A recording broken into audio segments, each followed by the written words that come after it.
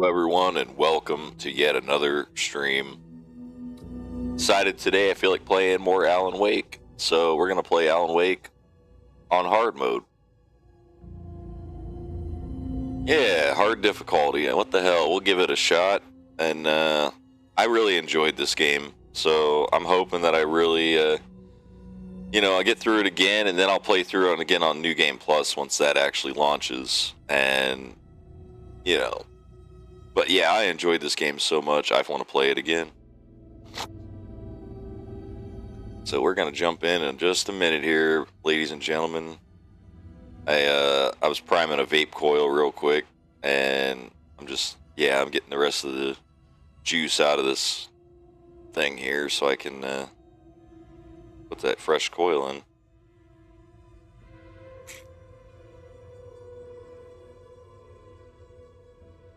Alrighty, new game. Let's go hard.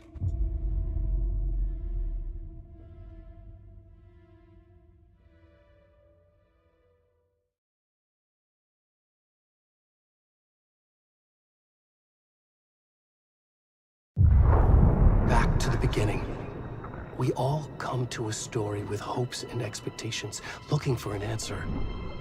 Sometimes it would be better to live with that hope without ever knowing the full story.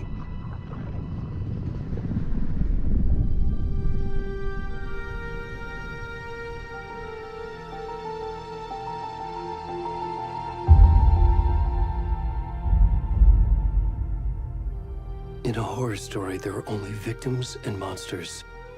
And the trick is not to end up as either. But trapped by the genre, we are all ripped to pieces along the way.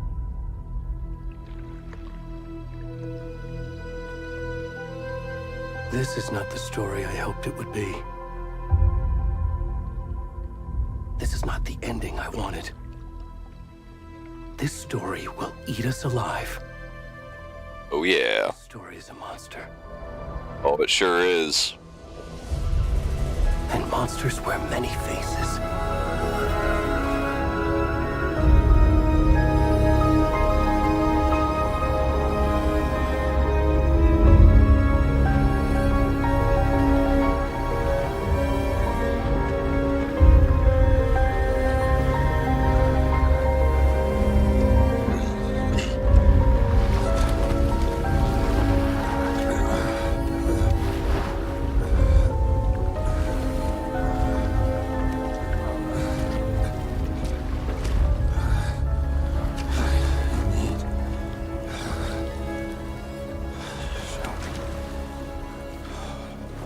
I forgot one thing, guys. Hold on just a second.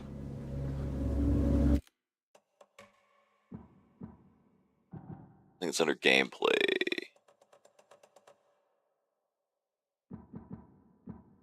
It's interface?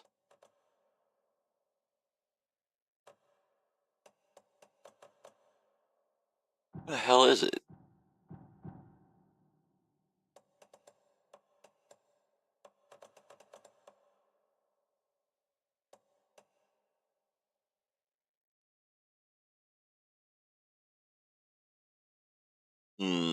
Okay. Where the hell did I see that?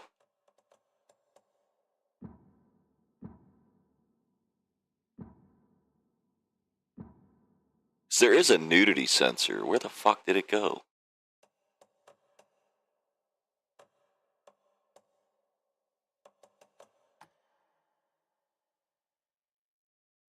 Oh, it can only be changed in the main menu. Fuck. Alright.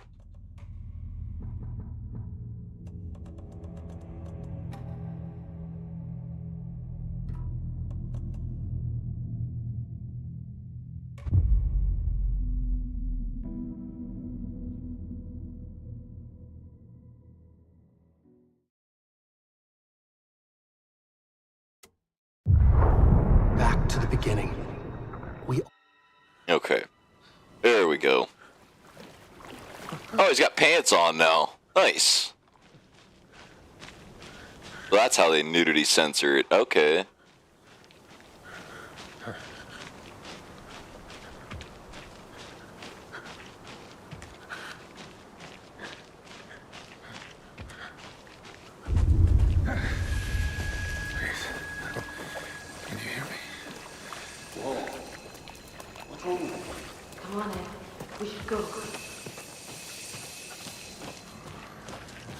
already gone.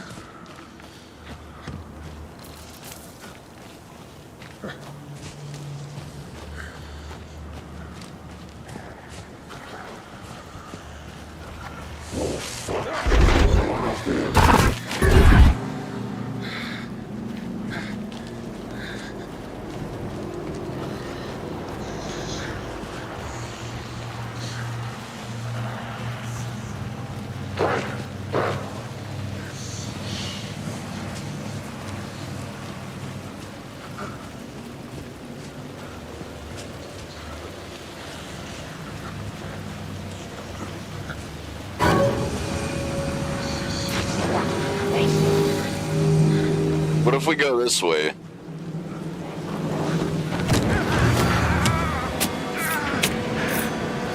Well, I guess it doesn't matter. Okay.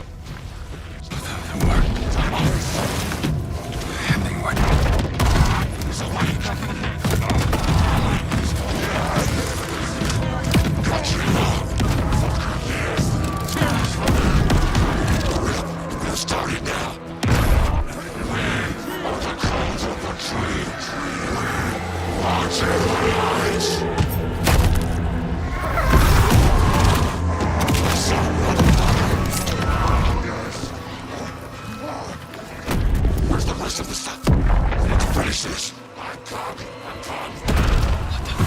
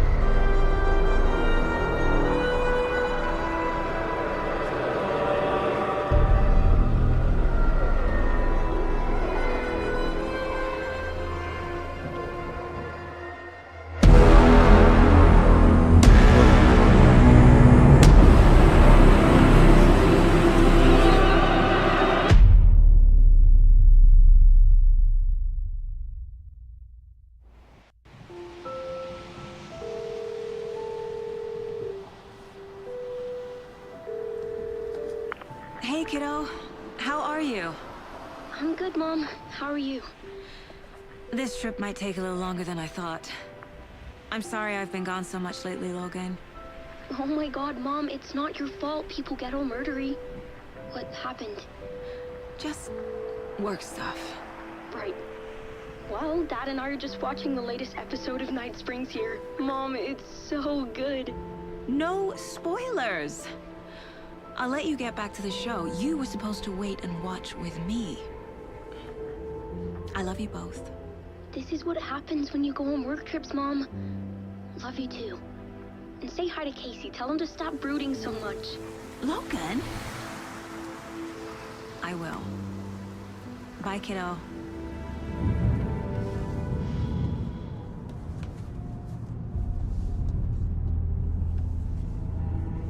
Logan thinks you should try cheering up. Snarky kid. Wonder where she gets that from.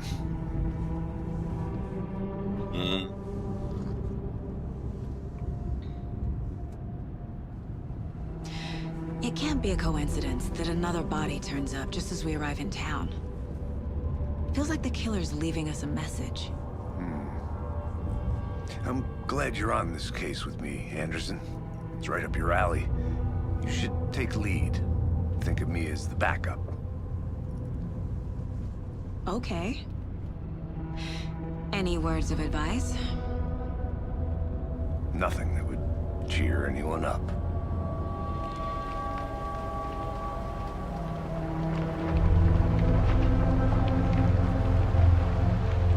Here we are, Cauldron Lake. Time to get to work.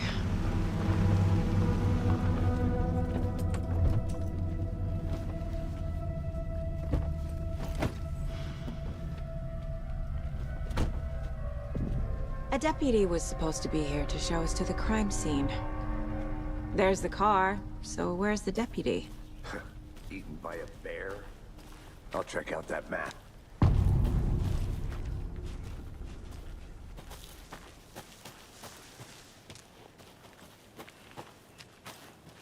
Worth memorizing before we get swallowed up by the trees.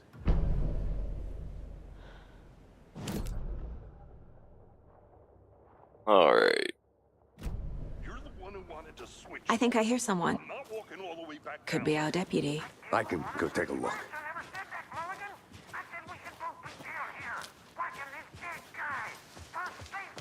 Hey, over here. Hey there. Agent Casey, right? Sheriff Breaker said you'd be coming by to take over the case. You're half right. Anderson? Saga Anderson. I'll be leading this case. Seems you already know my partner, Alex Casey. Shoot. Sorry about that, ma'am. I'm Deputy Mulligan. I just figured that,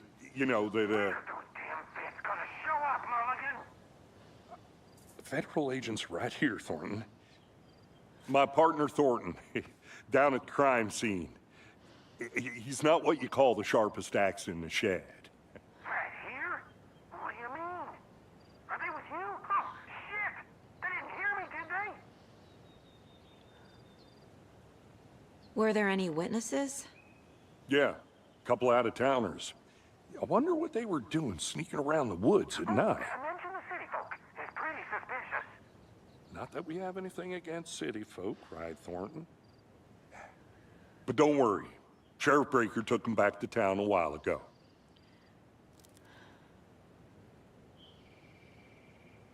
I want to see the body. How do we get there? Oh, sure, that's real simple. Just through the hole in the fence, down the hill towards the lake, around the old convenience store. You can't miss it. Everything's been closed since the area was fenced off. The store, the campground, all of it. Mulligan, tell them I'm here waiting. I'll show them around. They got it, Thornton.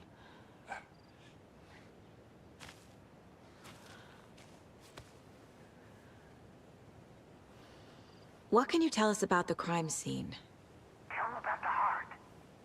I was getting to that, Thornton. Well, we reckon there are some organs that are currently outside the victim's person when they should be, well, you know, inside. Yep. All right, let's go.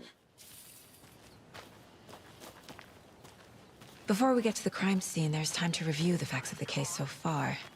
Make sure I'm seeing the clues clearly. Shut up, Thornton. They can still hear you.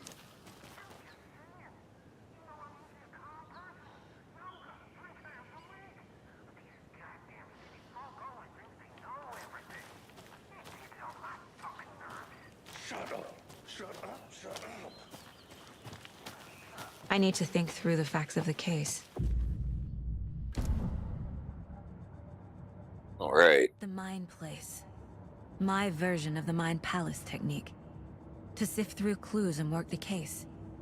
Building the Mind Place again for each case.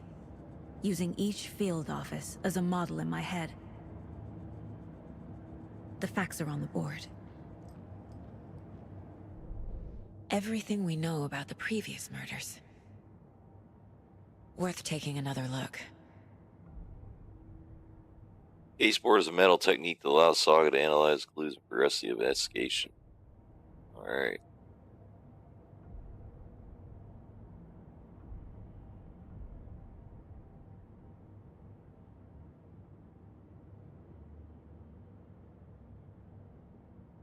Head lane, dentist, stab wounds, bloating, bruising on the wrists. Okay. Well.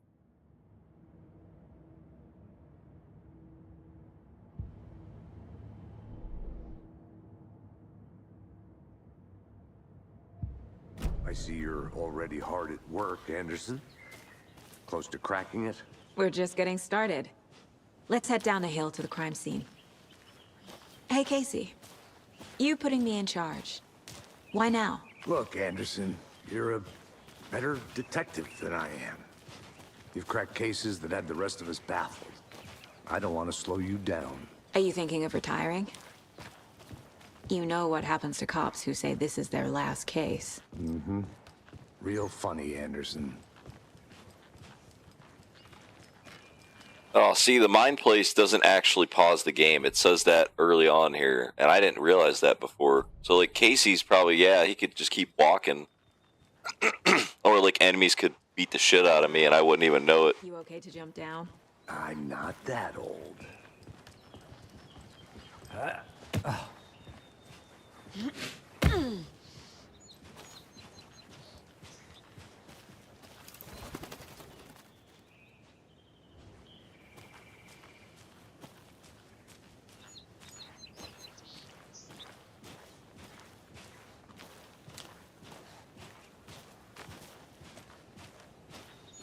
Fucking nature.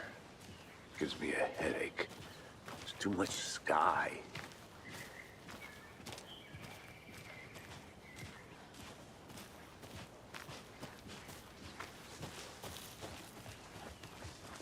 Not a bad place to get murdered.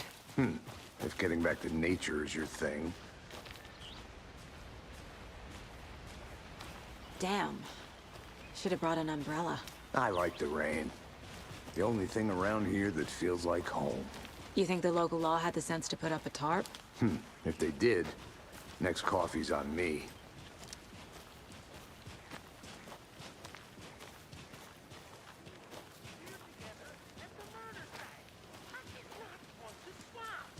No, still not getting it. Try explaining it one more time. How much beer can I make it, Mulligan?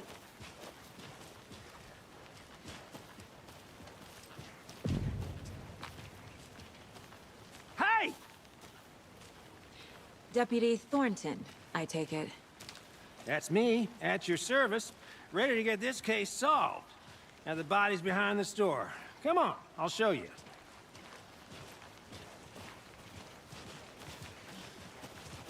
So, FBI, huh? That's so cool. Hunting down psycho serial killers and shootouts with the mob. You forgot the UFO cover-ups. What? Those are real? You guys hiring? Thornton, he's joking. Let's just see this body, shall we?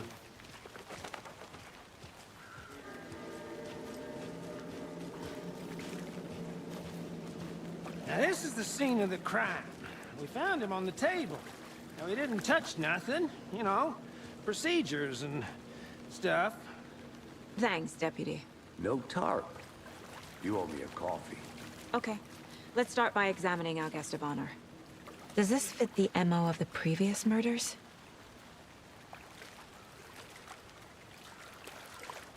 Step 1. Examine the corpse.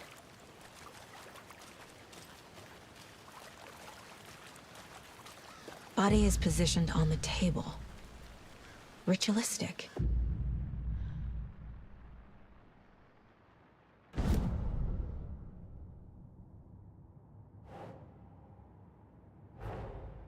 Another body turns up just as we arrive in town. Coincidence?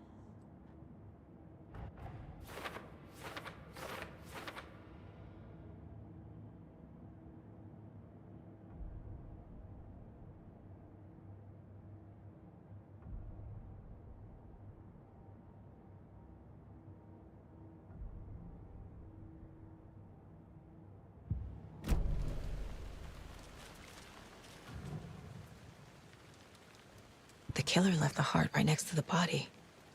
Bruising on the wrist from the cargo straps holding him down. Incised stab wound. Chest cut open. Heart removed.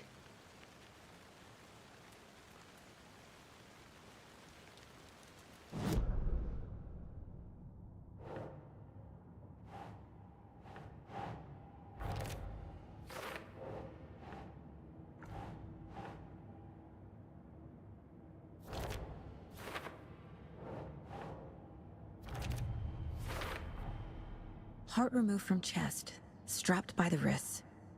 Definitely matches the previous murders. But this time the heart and the straps were left behind. More clues to work with. This makes 4 murders that we know about.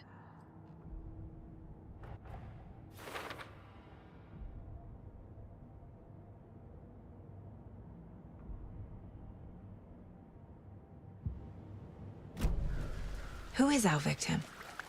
Who killed him? Need to find more clues. Large amount of blood on the table. The victim died here. Multiple people were here. Multiple killers? Alright. Let's go. What else? Is there anything else? No.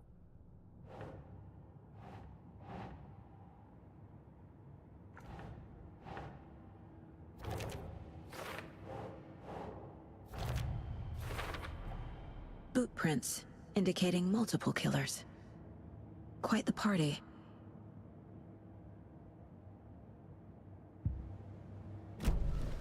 Did they plan for the murder to happen here?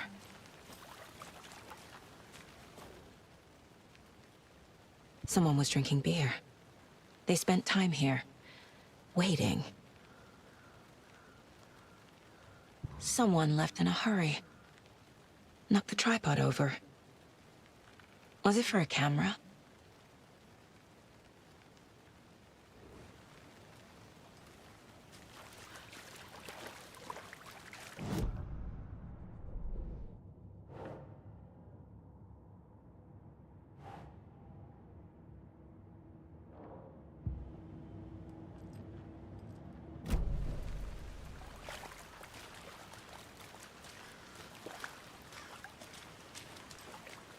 Any idea who the victim is? Oh, I sure do. His name is Nightingale. He was FBI. He came to town about 13 years ago. I haven't heard a word about him since. Well, until now. Nightingale? Robert Nightingale? Oh, yes. You probably knew him. Brothers in arms. Oh, and sisters.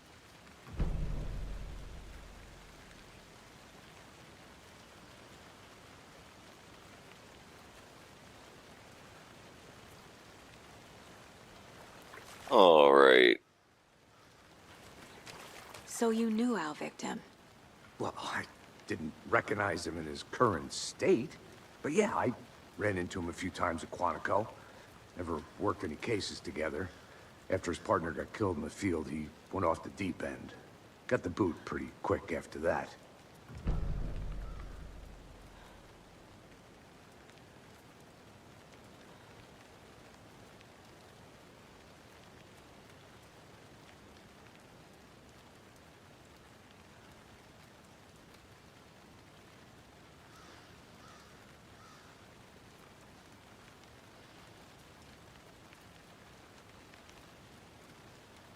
Alright, guys. I need just a minute. I gotta change my vape coil real fast. And we will keep playing. After the Bureau let him go. I only know the rumors. Depression led to booze, booze led to paranoia. He got some wild ideas in his head, chased ghosts until he fell off the map. Guess he ended up here. I bet there's more to that story. But no happy ending. Nightingale went missing 13 years ago. 2010. The same as all the other victims. Certainly fits the pattern. Makes me wonder what was going on that year. Probably something this town wants to forget.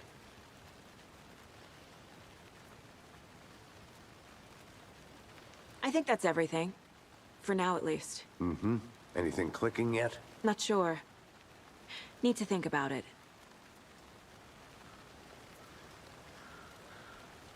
Alright. Let's see here.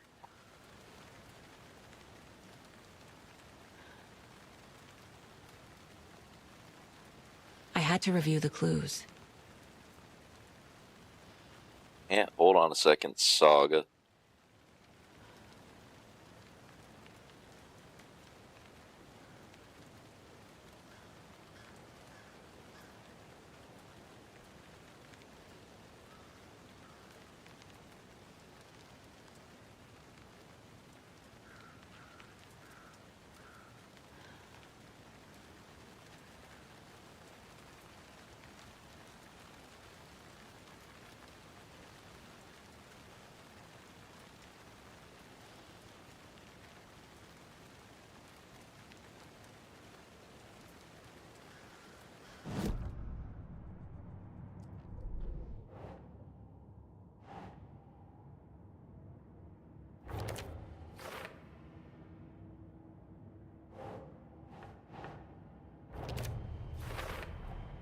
Robert Nightingale, ex-FBI, came to Bright Falls 13 years ago.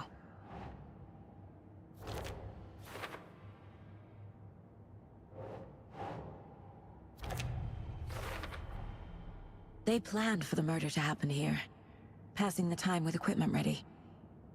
They were waiting for him. But why Nightingale? He's been missing for 13 years. Why here? Why now?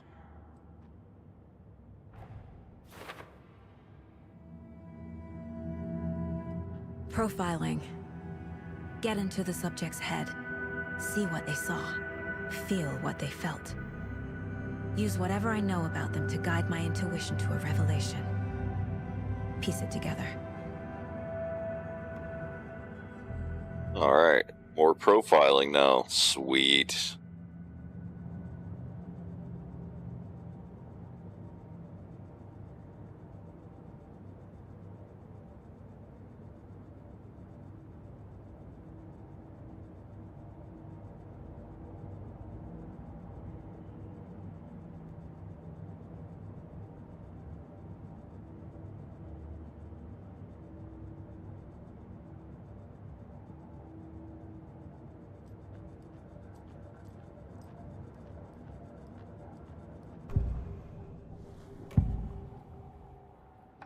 Agent Nightingale has been MIA for 13 years. How did he end up here? Up from the lake that's not a lake. It's dark. He was there too. You are not allowed in the lake until he says otherwise. Robert Nightingale came from the lake, before his murder.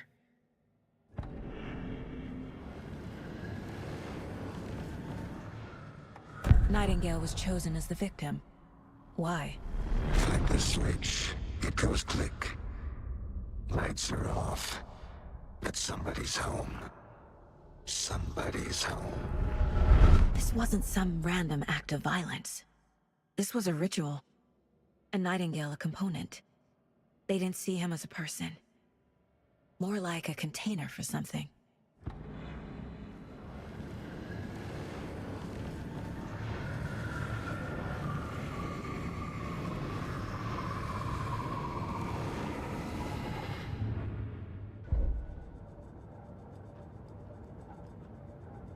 This mug always cheers me up.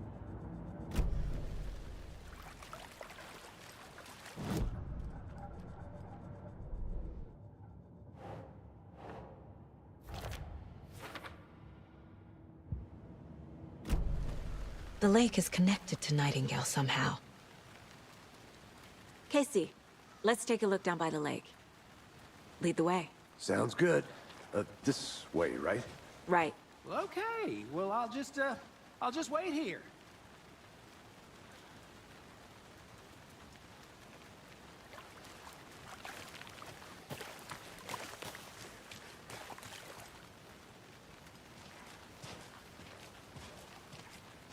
This one of your hunches, Anderson?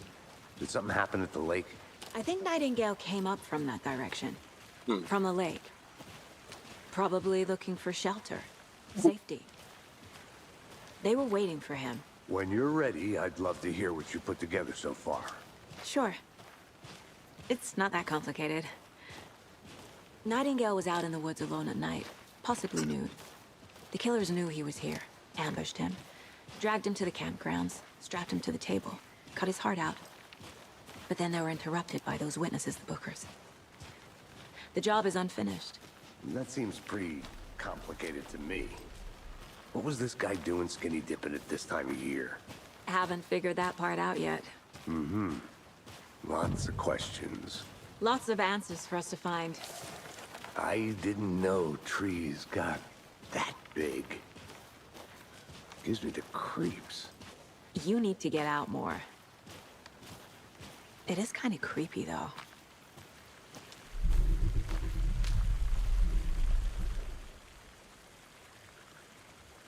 Tracks. Barefoot.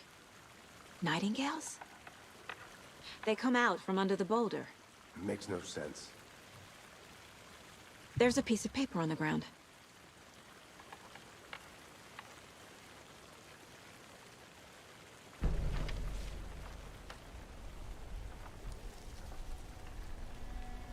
A page full of text on one side. Not a printout. Written with a typewriter. Old school. Lines scratched out and edits added with a pen. Mm-hmm. Like a manuscript. Page of a story. Killer left a message. It's for us. The text is about us. The victim was one of their own. FBI Special Agent Robert Nightingale. And then there was the page they found. The first step down into terrifying depths. Reading the words. These words felt like a message. Felt like a message. Someone knew they were here, someone playing a game with them. An invitation. How could they not accept, even if they knew it would end up hurting them?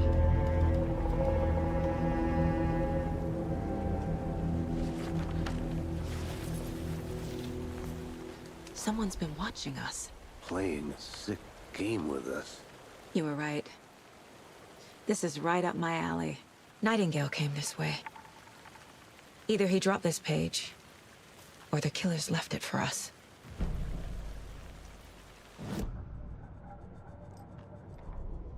The victim was one of their own. FBI Special Agent Robert Nightingale, gone missing here 13 years ago. Now he had suddenly turned up, only to be murdered in a brutal ritual on the very day of their arrival. And then there was the page. This page, the first page that they had found, not the last. The first step down into terrifying depths. Secret truths trembling beyond the threshold. Reading the words, these words, felt like a message. Was a message. Someone knew they were here. What they were doing. Someone playing a game with them. Leading them on. An invitation. How could they not accept? The sheer audacity of this impossible mystery presented to them. Even if they knew it would end up hurting them.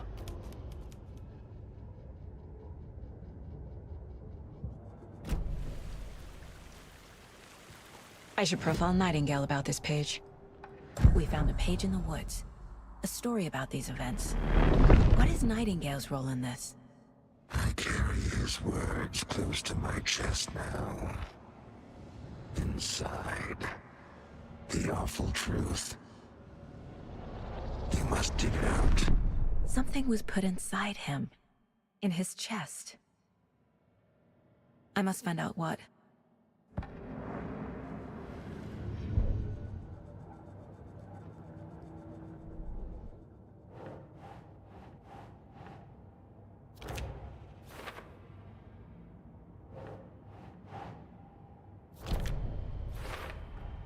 I think he came from the lake. But his tracks make no sense.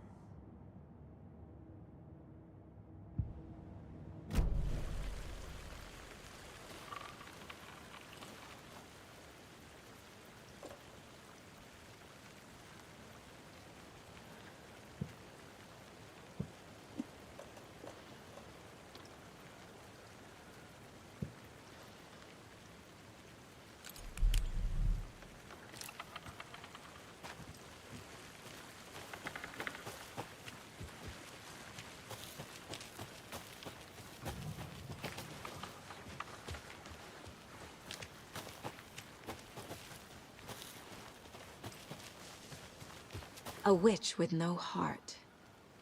A strange echo of owl murder.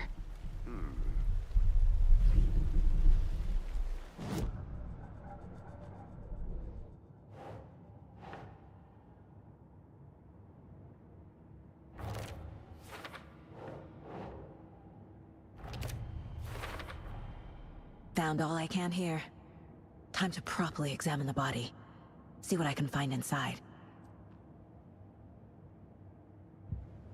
Casey, I think something's been put inside Nightingale's body.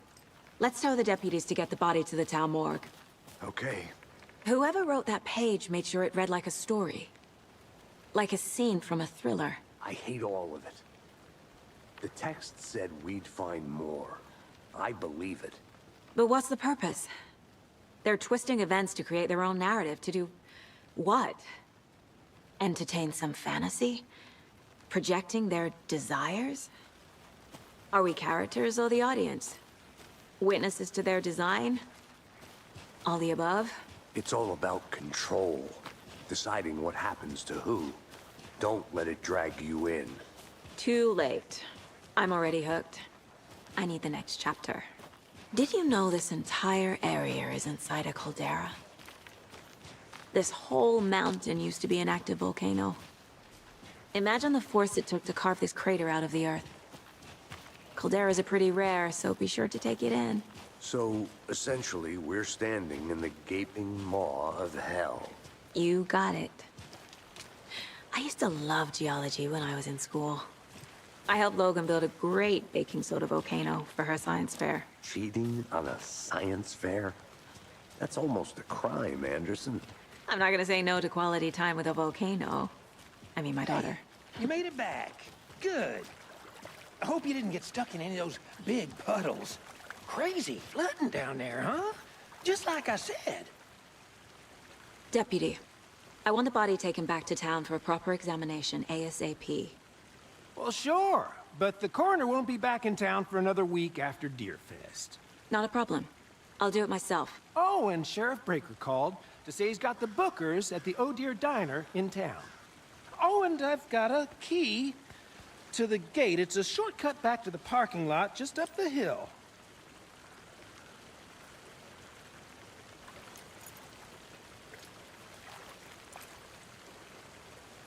Thanks. Let's get the car, drive to Bright Falls, and talk to these witnesses, the bookers. At the diner, right? I could use a cup of coffee. Let's try that shortcut the deputy mentioned. Sounds good.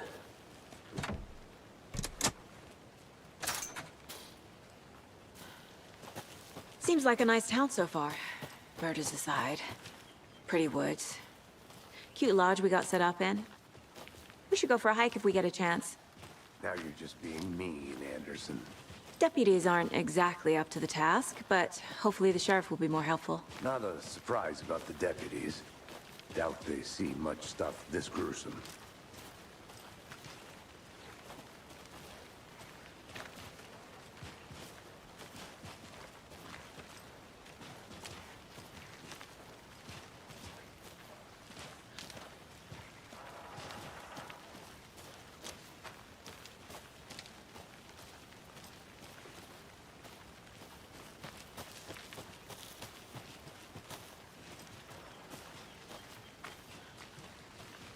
Can't fit the clues all together yet. Heart removed, tripod, tracks leading to a dead end. A tripod? For a camera? To record a snuff film? Maybe. And why take out his heart just to throw it away? To stuff in something for us to find.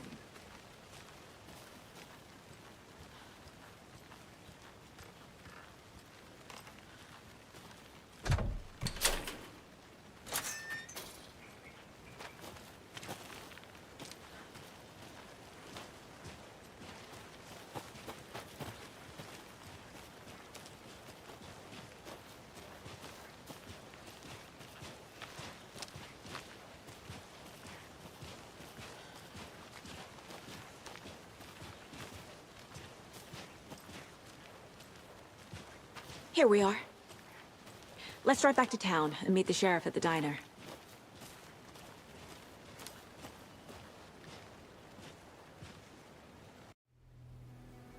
I can't get that manuscript page out of my head. I've never seen killers reach out so directly before. Damn impressive work so far. With your technique, these hunches were moving fast. I wasn't sure about taking a case so far from home, but I'm thrilled to be here for this mystery.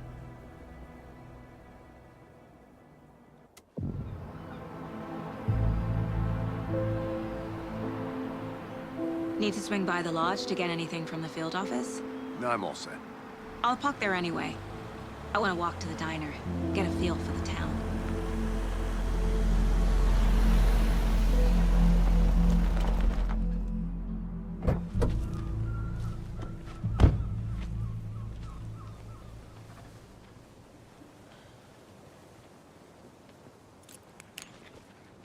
The diner's just up the waterfront. Shouldn't keep the sheriff and our witnesses waiting. I smell coffee.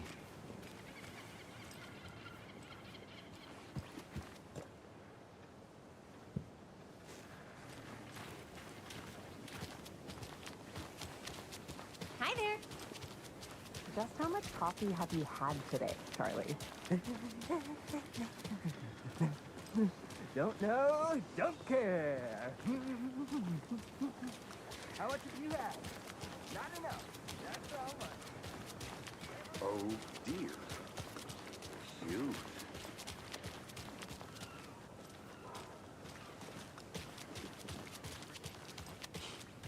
Let me guess. The FBI. Welcome to Bright Falls. It's nice to have you here. I got you both some coffee. Oh, it's Washington's finest. Nice to meet you, Sheriff. I'm set for coffee. You know, I wouldn't say no to another. I'm Agent Saga Anderson. This is Agent Alex Casey. Tim Breaker. And let me just say, I'm happy you two are here. Frankly, we could use the help. Your deputies said you had a couple of witnesses here. They made them sound like suspects. Mulligan and Thornton are still on about that? No, the Bookers don't strike me as the murdering type, but you can decide for yourselves. They're just inside having coffee and pie to calm their nerves. I'll see what they have to say. Casey, you compare notes with the sheriff. Take your time. All right. Hey, well, I'll be right back, guys. I gotta go grab something.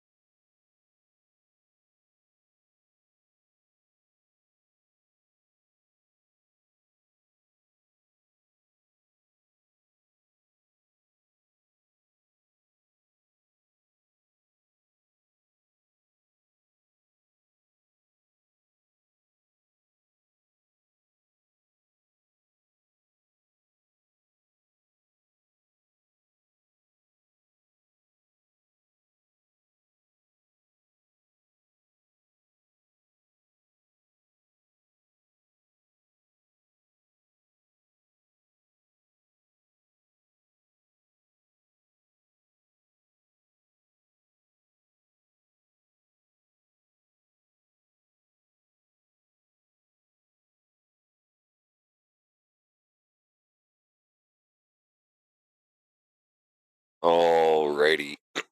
Let's go. We've looked through the case files you sent over, Sheriff. Have you had many people besides the known victims go missing? Sure. But it's slowed down ever since Cauldron Lake was fenced off. Let me guess. Missing person cases spiked around 2010. The fence was built just after. Yeah, that's exactly right.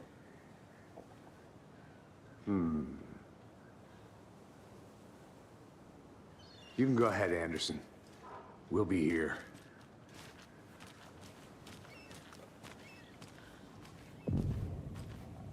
I can't believe that happened. I still feel like I'm gonna be sick. Come on, Ed. Have some pie. It'll take your mind off things. Excuse me. I'm Agent Saga Anderson. Are you the Bookers? That's us. I'm Tammy, and he's Ed. Hello, officer. Just Saga is fine, Ed. So, are we being charged with anything? Because if not, we'd love to get back to our hotel and decompress after what we saw. Take a bath, scream into pillows, that kind of thing. We're not charging you. I just have a few questions. Nothing to stress about, okay? So what did you see in the woods? This naked dude came out of the lake, and he was acting crazy, shouting weird shit at us. He must have been on something. Unless skinny dipping at dawn is a thing around here. Then we heard shooting. We ran into these psychos in deer masks. They were tearing into the naked guy with knives, like some kind of satanic cult. And then we bolted and called the cops.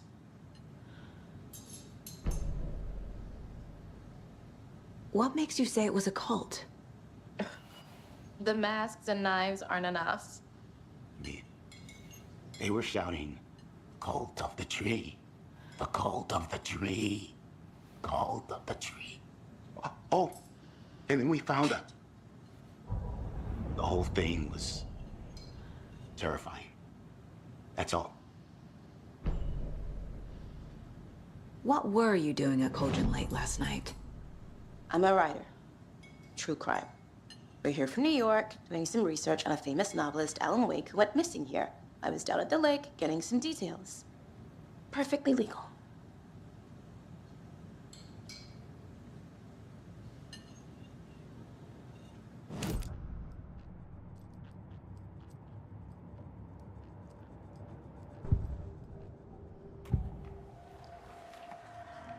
The cult of the tree. What aren't the Bookers telling me? I found their necklace. The symbol is 2 triangles. The cult wants their spruce tree back, Tammy. Finders keepers, Ed. My publisher will want this on the cover. Tammy found something. A necklace belonging to one of the cultists. The Bookers were at Cauldron Lake. Why? The fence was built to hide what's there. They say the writer fell in the lake. Private party. No trespassing. My book has questions. Past the bolt cutters.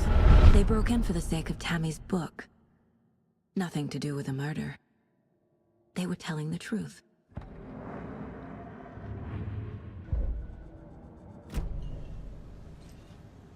So you found something there, right? A necklace these cultists may have dropped. Okay. Wow. How did you put that together? It's evidence. You need to hand it over.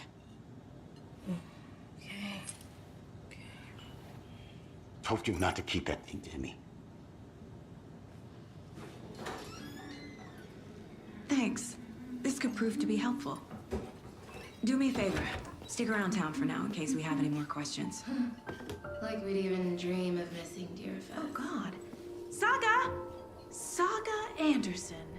As I live and breathe.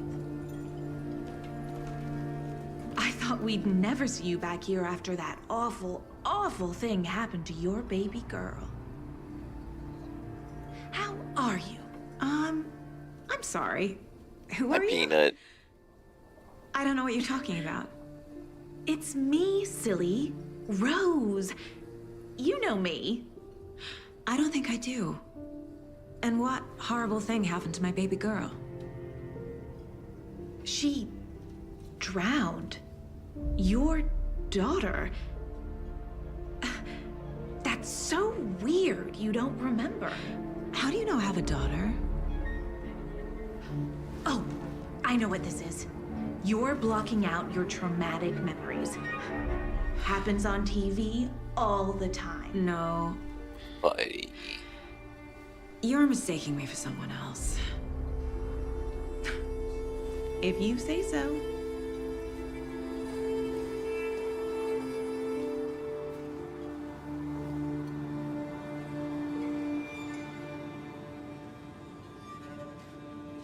Hello.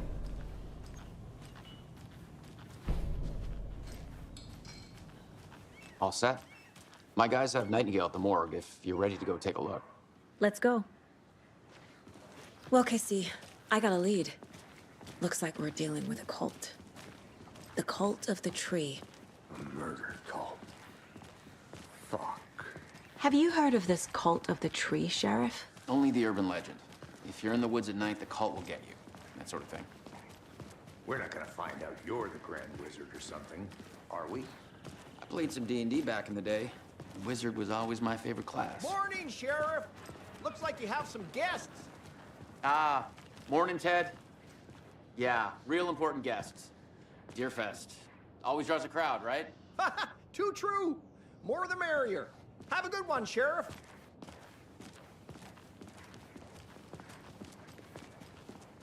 Hey, what do you know about that waitress from the diner? Rose? Yeah, she's a bit of a space case. Always has been. Why? What'd she do now? She kept saying that my daughter drowned. She even knew my name. It was all very weird. Rose has a talent for saying the weirdest thing possible. But it's best not to take it personally.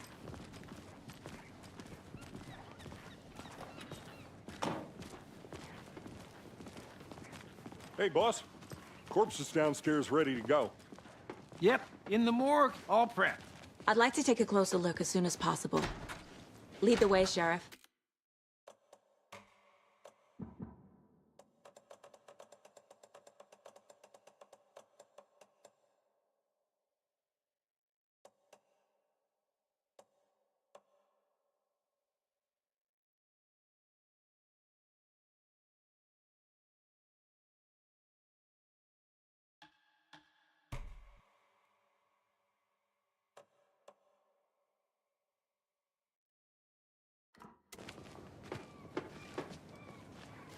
Oh, this is the Bright Falls Sheriff Station.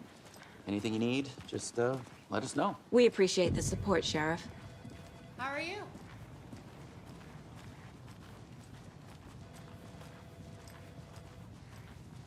So we share a morgue with the funeral home next door. It's a shoestring budget.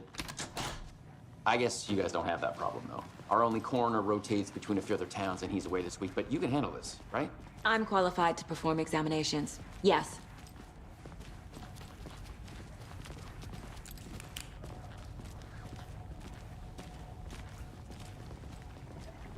Something about morgues. They always cheer me up. I can't say I feel the same. He's joking.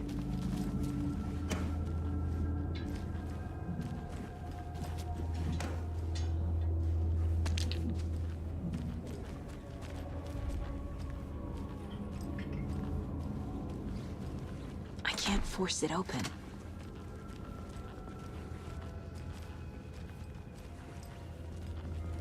Okay.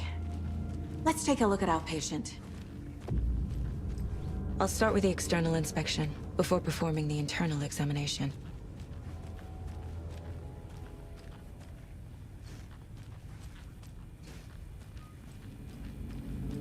What was the cause of death?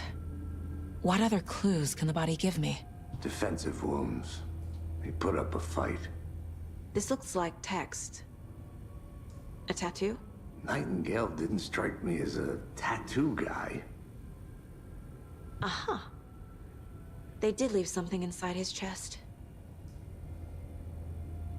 The body shows signs of being submerged in water, post-mortem. It doesn't add up. There's writing on here. Can't make it out. Writing? How'd they manage that?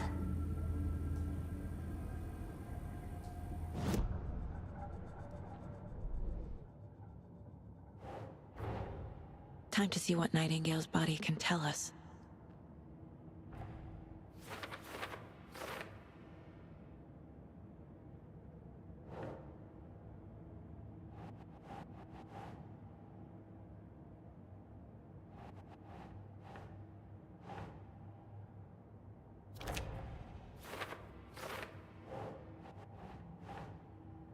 Keep trying.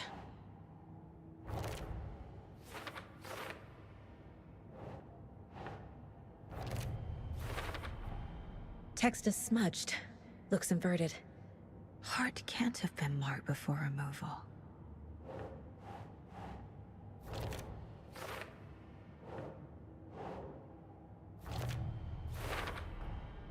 There's definitely something in his chest. Did the killers leave it there?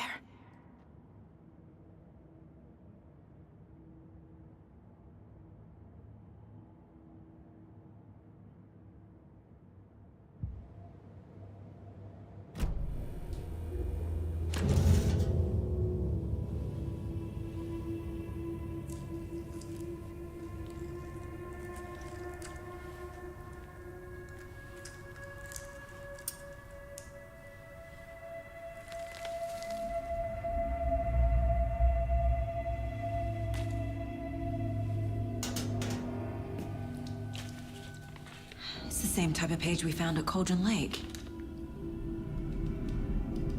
Nightingale hunted Saga. Didn't see her. The Taken could not see into bright light. Light hurt them, made them vulnerable. Nightingale had no heart, but here he was, killing. Someone's created a fucked up fantasy about us. Hey, hold on. We found these kinds of pages. I didn't think they were relevant to this case. I have them right here.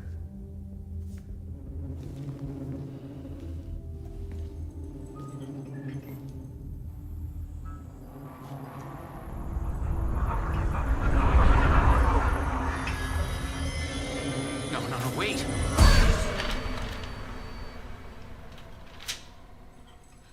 Sheriff? What the hell? Show me the clicker.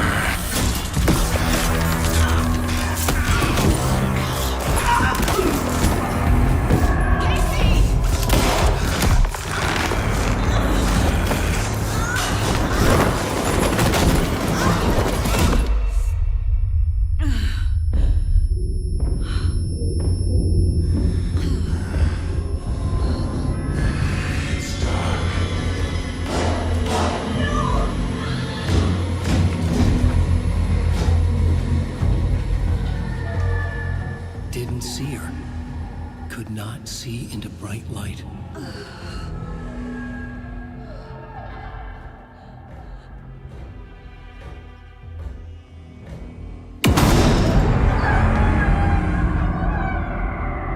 I'll make you pay.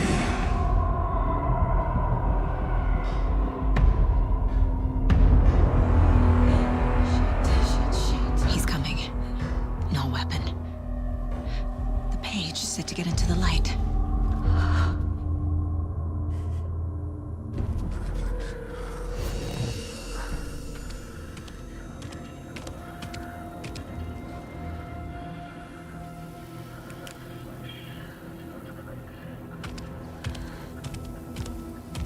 He can't see me in the light. My gun's out in the hall. Gotta get it back.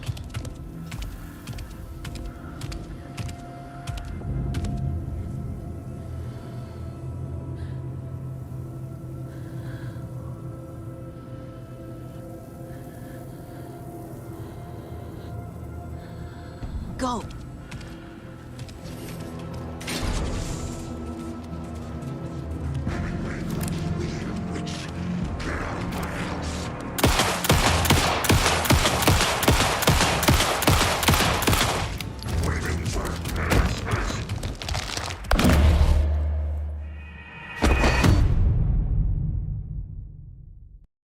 Okay.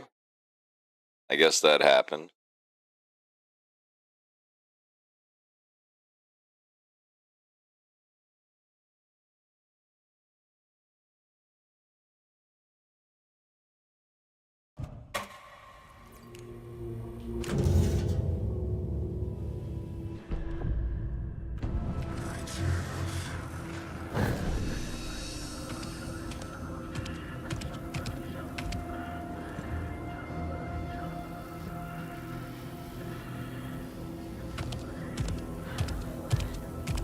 He can't see me in the light.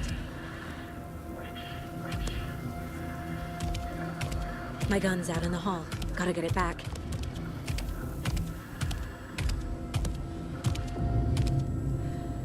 Go!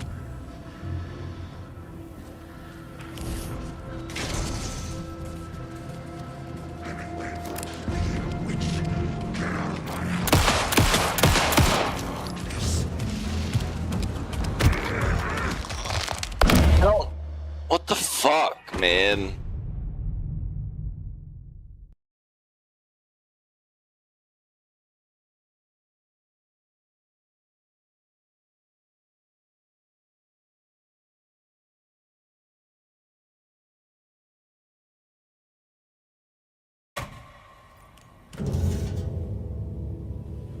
This fucking sucks, yo.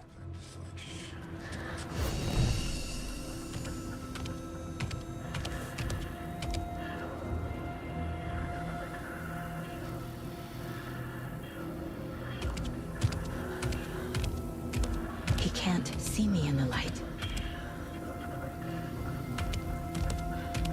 My gun's out in the hall. Gotta get it back.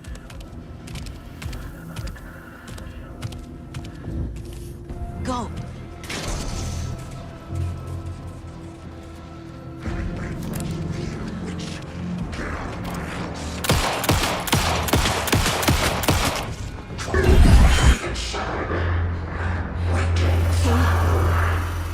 Vanished.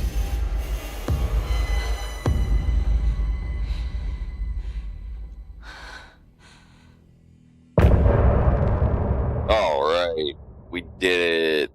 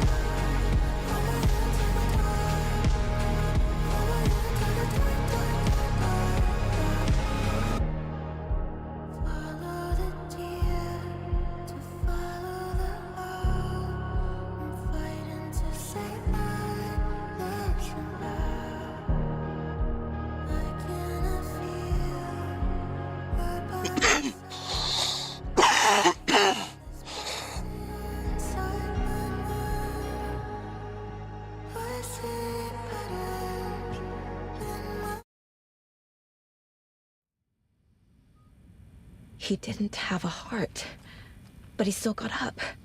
The page predicted all of it. It helped me fight him. He just disappeared? What the hell is going on here? We need to figure that out if we're gonna do anything about it. Somehow we need to make sense of this. There's no rational explanation to what we just saw. I'd love to blame this on mass hallucination caused by inhaling volcanic gas, but we both know that's bullshit. This was supernatural. Well, I'm glad you were the one to say it. Now we can figure out a way forward.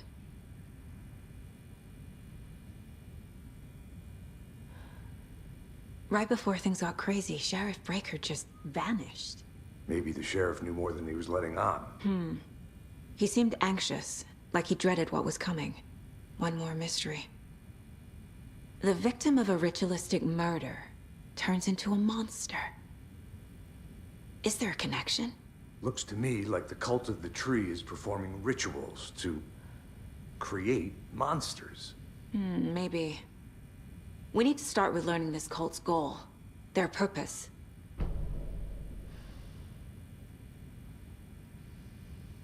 There's one of the pages on the floor. Saga was back at Cauldron Lake. Saga had to pursue Nightingale into the overlap. Finding a way in would be difficult. A ritual. Saga would learn how. Stop the monster. Saga was back at Cauldron Lake. He was there too. Nightingale was, but wasn't a Taken, a creature of darkness. He was beyond her reach, where some other strange reality, the dark place, merged with ours.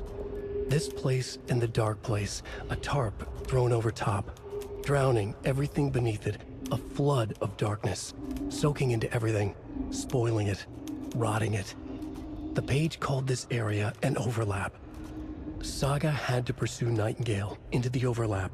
Finding a way in would be difficult, required precise steps, a ritual. Saga would learn how.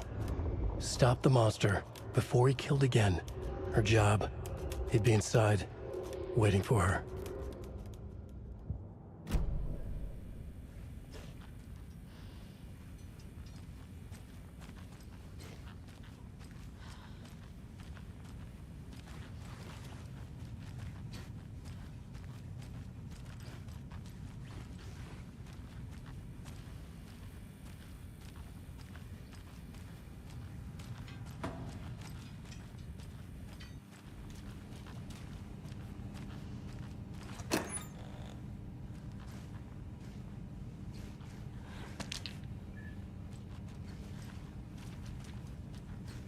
Must be locked from the other side.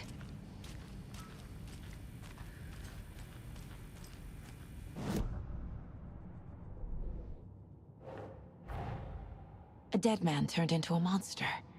Light as a way to fight him. Pages predicting the future? There's no rational explanation. This is the case we must solve.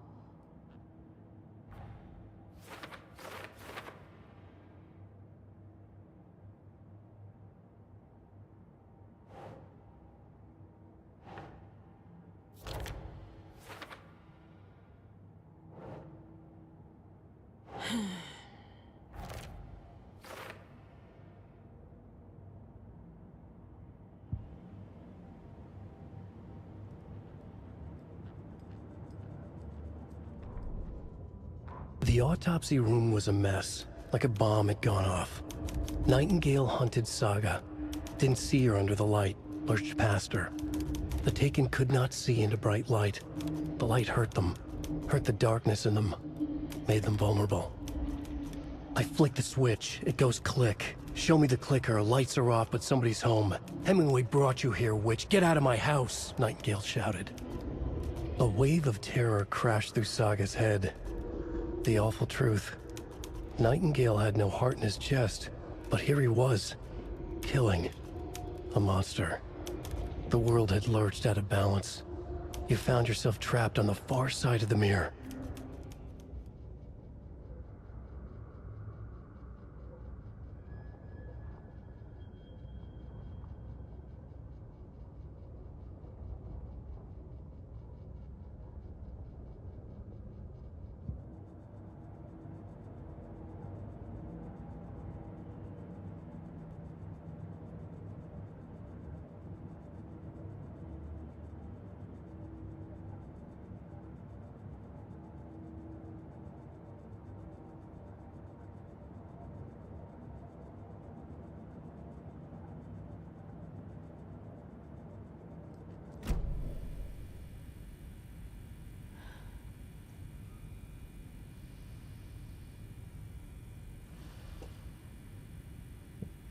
The page places Nightingale back at Cauldron Lake.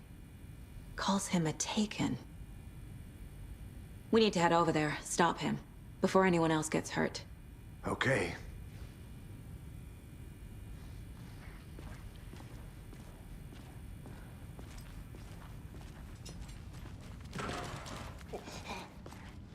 We heard gunshots. Y'all okay? Did you get spooked by the bodies? Sheriff Breaker disappeared. Nightingale turned into some sort of a monster, and there are offices down. You two handle things here. We need to get back to Cauldron Lake immediately. Fuck me. That's terrible. We'll do what we can, man.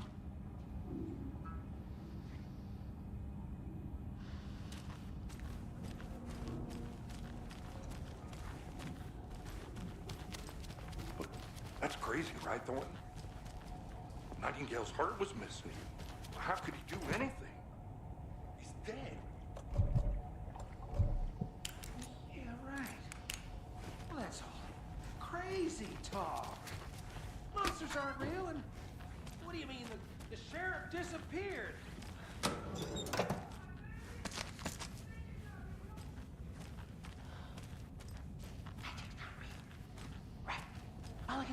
No, Thornton.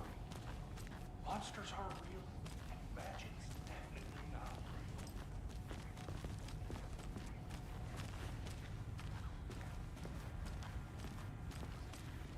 real. They're a fine pair.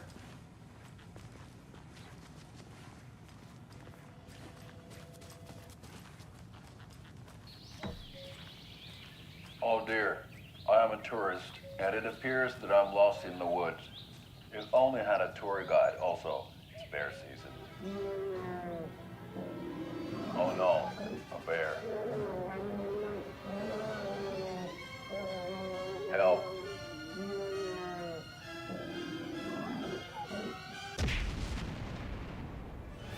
Did somebody call for a tour guide? Oh wow, Koskela Brothers Adventure Tours.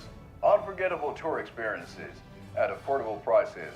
That's right, I'm Ilmo Koskela, voted best coffee roaster / tour guide by Coffee World magazine, and I'm here to give you the tour of a lifetime. But Ilmo, I've heard the government has seized and restricted access to many local nature attractions. That is true, Jaakko. Many local attractions have recently become fenced off by the government, and that's why at Koskela Brothers Adventure Tours we say, fuck the government. We have bolt cutters. Oh wow, you think of everything, and we'll take you anywhere. Hiking through the scenic Elderwood National Park. Fishing in the crystal clear waters of Bright Falls Dam. Bird watching at majestic Mirror Peak. The tour of a lifetime is just one phone call away. Book now to get a 9% discount on this limited edition Oh Dear Diner coffee thermos.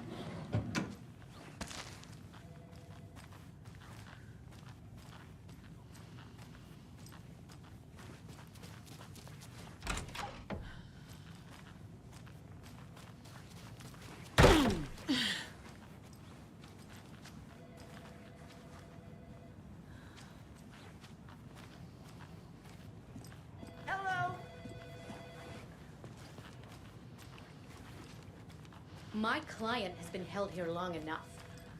Are you gonna let me speak to them or not? Just a moment, ma'am.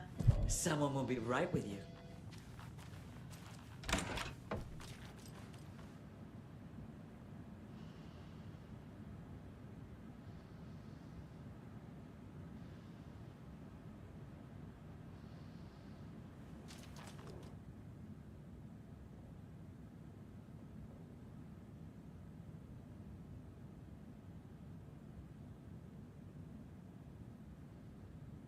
Alrighty. So we got to go track Nightingale. Track Nightingale at Cauldron Lake. It won't open. How many times do we have to do this, Walter? Huh? I'm at my wit's end with you.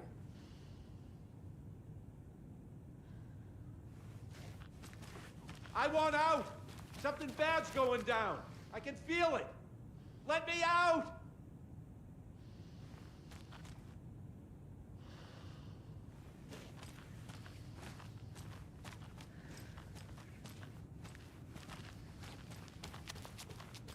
Do you think I like throwing you in jail every other day? No, I don't. Do you have any idea how much paperwork you're causing me? What's a lot?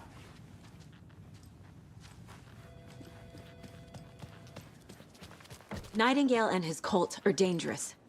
We need to be prepared in case things escalate more than they already have. Can you call it in, KC? A smart choice, Anderson. Yeah, Agent Casey here. Yeah. We need backup. The Bright Falls case. Whoever you can spare. ASAP. Think we'll actually find Nightingale at the lake? The pages haven't been wrong yet. We can't assume the person writing these pages isn't playing us. I agree. But it's our best lead.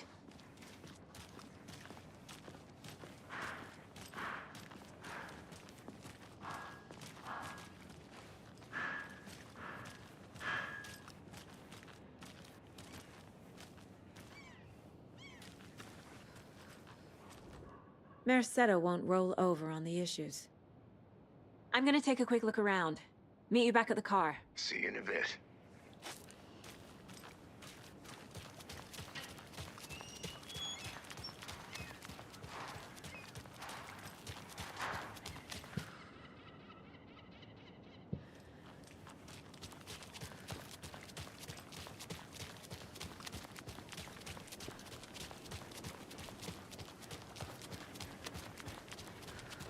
Did you check out the town, Anderson?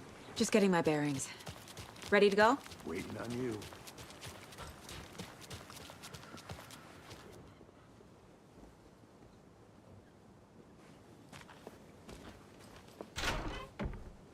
So what's good here? Any nice restaurants? I'm a bit of a foodie. Well, the restaurants and shops in town are closed at the moment, unfortunately. They'll have a grand reopening right after Deer Fest, though.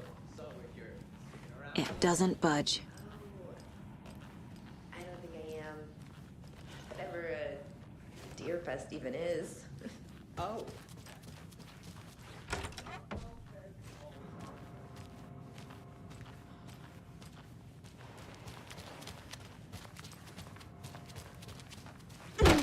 This family moose jerky. And boy, what an eventful day here in Bright Falls. By now, we've all seen the FBI setting up shop in town, and I'm sure you're all asking the same question I am. Did they bring all this darn rain with them? Deerfield is right around the corner, and we're all crossing our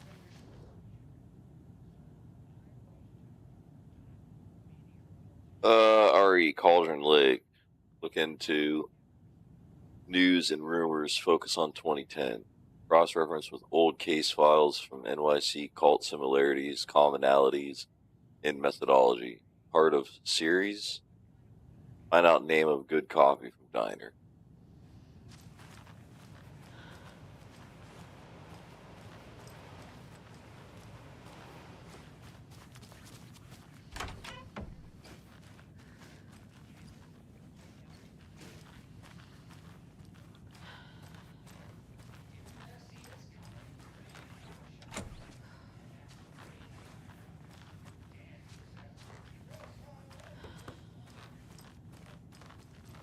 It's not opening.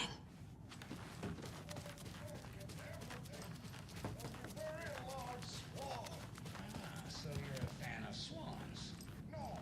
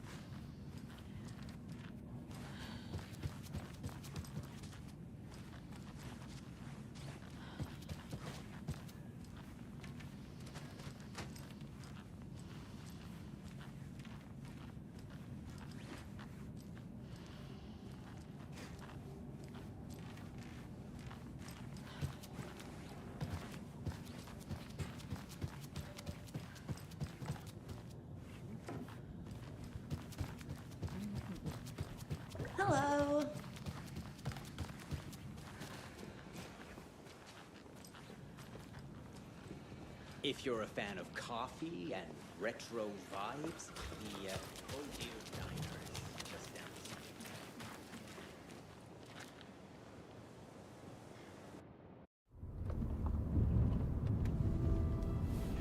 I need to come clean, Anderson.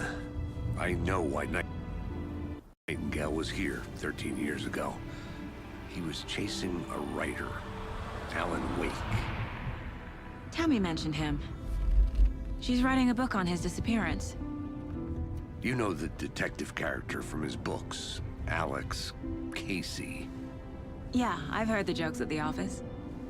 Cold case Casey. Murder case Casey. Sorry. Ha. It's the same name, similar job. It's the first thing anyone thinks of. It annoyed me, but that was it. Then, 10 years ago, I started getting strange letters in the mail. Fragments of prose describing murders. You've heard the stories about what happened in New York. Some of it, at least. Bodies started to pile up. It was a murder cult. Turns out the fragments sent to me were from the crime books of Alan Wake. The cult was copycatting the murders from the books. In their heads, they were performing a ritual to bring Wake back. Their imagined prophet. After that case, I started looking into Wake's disappearance on the side.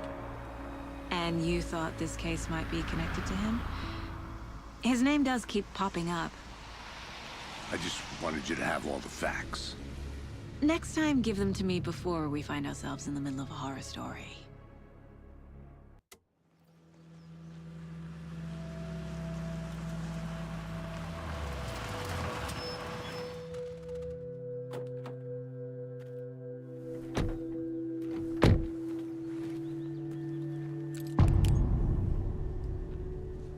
The heart. The page says Nightingale's in something called an overlap. Need to figure out exactly what that means. I'm happy I'm not in charge of this mess. Thanks. Let's start looking for Nightingale where he was killed. The writer of these pages knows what will happen. Because they're behind this, or because they can see what's coming. Impossible things are happening here. A world operating on different rules. I need to understand this strange logic. To see the clues. To solve the case.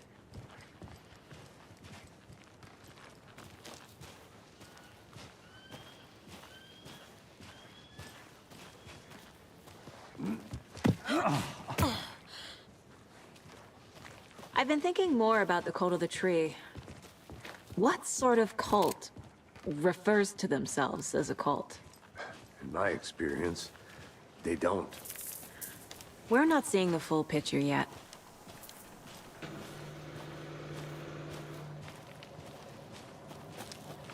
Hey, hello there.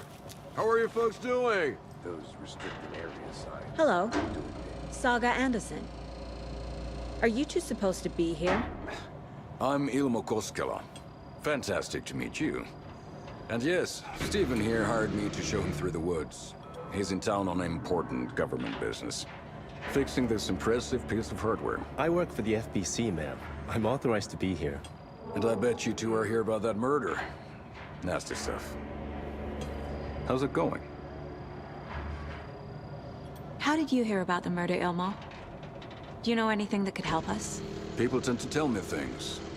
The Koskela brothers are kind of a household name around here. Speaking of, if you're looking for some fun, stop by Watery.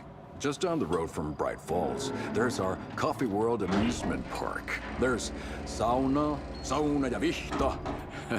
And we offer a variety of guided tours, hunting, fishing, hiking, whatever strikes your fancy. You name it, we probably got it. What is this thing? It's just a monitoring station, ma'am. The Federal Bureau of Control checks volcanic activity and air toxicity levels. No need to worry, though. It's mostly for research purposes. That's one gorgeous sweater, Saga. Looks Nordic. I bet a family member made it. My mother made this sweater for me. How do you know? I knew it. My mom used to knit those sweaters for me and my brother. Watery, my hometown, was founded by Finnish immigrants. So between your name and the sweater, I figured your family might be from Finland too. Suomi, Finland. Ulla, Karjalan piirakka. Close. My mom's family is from Sweden originally. I don't know much about them beyond that. The sweater is just something to remember her by. Stephen, we're investigating a murder that occurred nearby. What can you tell me about your bureau? Nothing that isn't classified, I'm afraid. But I don't know anything about a murder. Operations here are run by a different department. I'm just here to make some repairs. The wiring on this thing frays every couple months. Yep, that's the raccoons. They grow real big here with teeth like you wouldn't believe. Can't gnaw right through a garbage can. Thank you. I need to head out. Let's get to the murder site, Casey.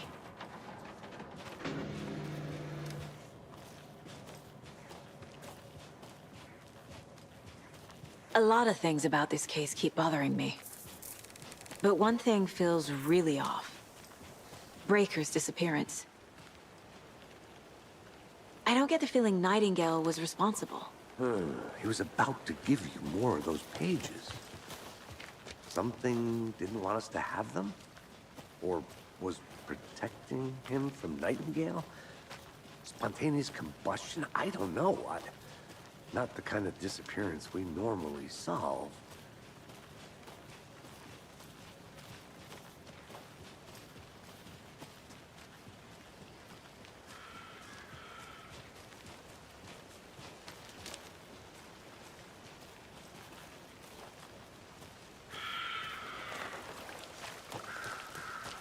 Our crime scene's drowning. I never minded rain. Feels like home. No sign of Nightingale. But the page did place him at Cauldron Lake, in an overlap. So how do we follow him there? Maybe something around here will tell us.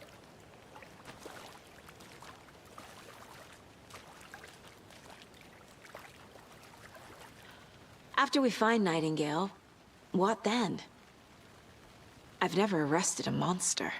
I've watched you arrest plenty of monsters, Anderson. You know what I mean. Monsters. Light worked against him at the morgue. That might be the only way to stop him from hurting anyone else. Monsters? Overlaps? Rituals? What do you make of all of this? The killers are usually the ones performing the ritual, not the detective. Acting out their sick fantasy. They may be trying to get you involved, forcing you into their twisted world. But with dead men coming alive, the word ritual starts to have more weight behind it. We need to look around, learn what this ritual is.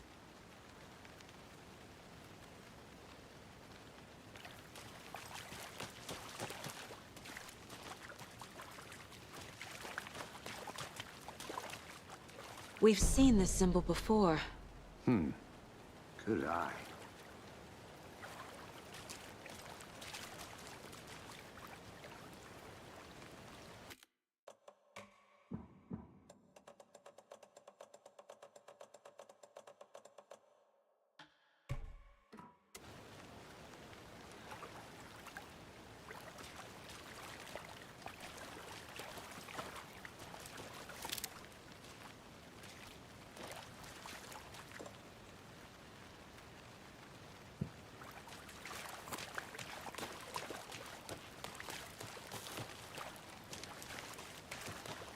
Bare feet.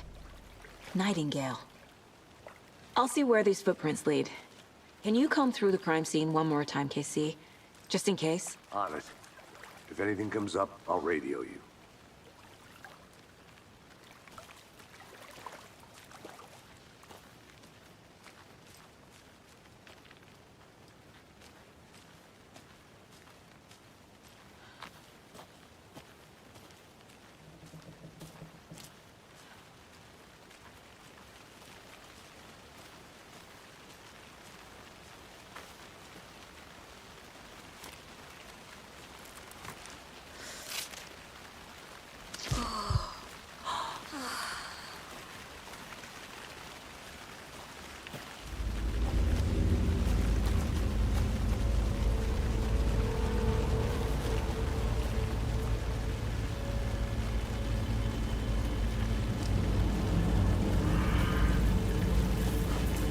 tracks lead into the water.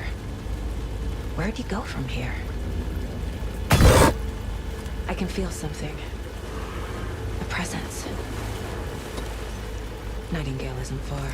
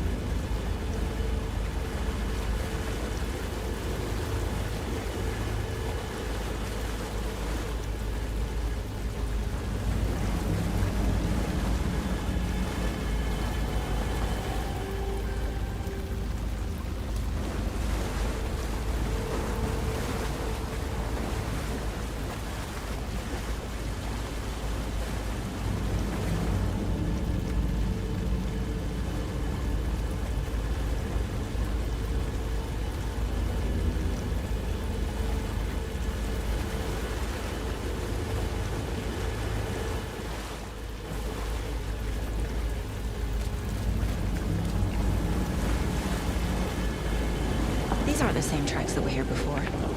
They're headed into the tree, not out of it. What is that? Seems like it's reacting to the light.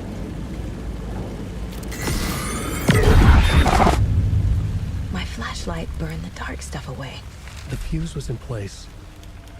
Saga stepped into the witch's hut. Inside, a bright light. There were objects that stood out to Saga, as if the light had manifested them. The witch's hut. Okay. I trust the pages to lead me to the overlap. The fuse was in place. She found it among the junk in the forest. Saga stepped inside the witch's hut. Something rushed through her. A presence. Familiar. She couldn't quite place it. Something long forgotten. She tried to hold on to it, but it was already gone. Inside, a bright light. Saga felt safe. Like nothing could hurt her here. There were objects that stood out to Saga as if the light had manifested them. Pulled them from the darkness. A shift in reality, heavy with hidden meanings.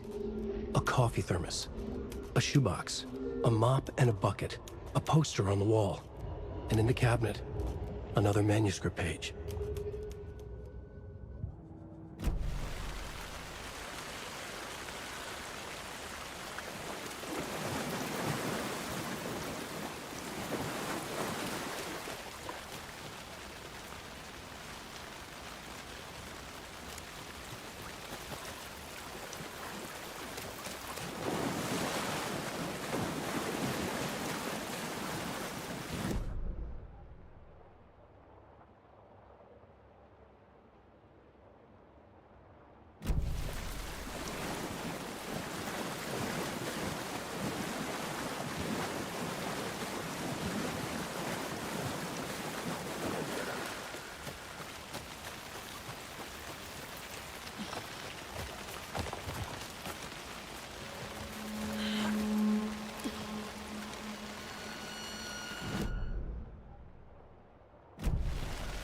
This is the witch's hut.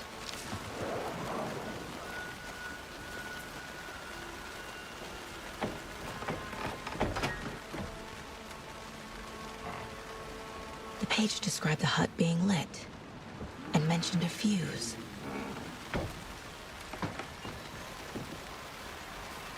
Anderson, thought I saw something in the woods. Probably just a deer, but I'm gonna check it out. Okay. I found another page. Following up on a leak. This fuse is busted.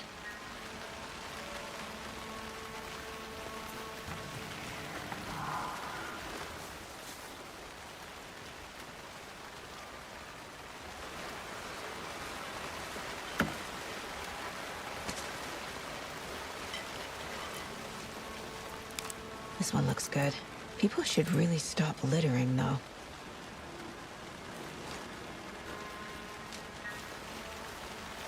Is that a kid's lunchbox? An Alex Casey movie lunchbox. Casey hates the endless jokes about coincidentally having the same name as a fake detective.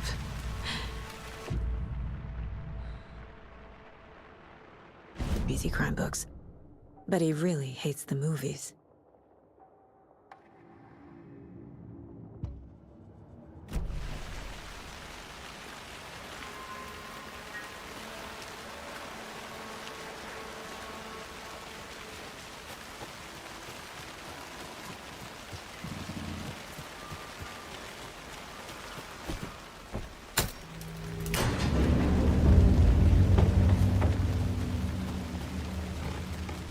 Another page. Making progress. The image of the witch in the sign. Saga addressed the witch. The smudged line on the heart.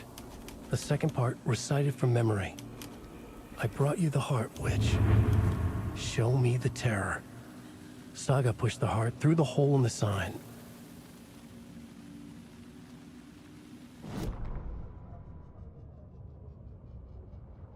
Witch's ladle. Towering over Saga. Watching her and the witch. The image of the witch in the sign. Nightingale's heart, a cold, dead lump in her hand. Her definition of sanity had changed since she arrived in this town. But she trusted the pages. Was forced to. Saga addressed the witch. She squinted to read the first part of the ritual words. The smudged line on the heart. The second part recited from memory. The words she had read on the page. I brought you the heart, witch. Show me the terror. Saga pushed the heart through the hole in the sign. This was the key. The tree was the threshold.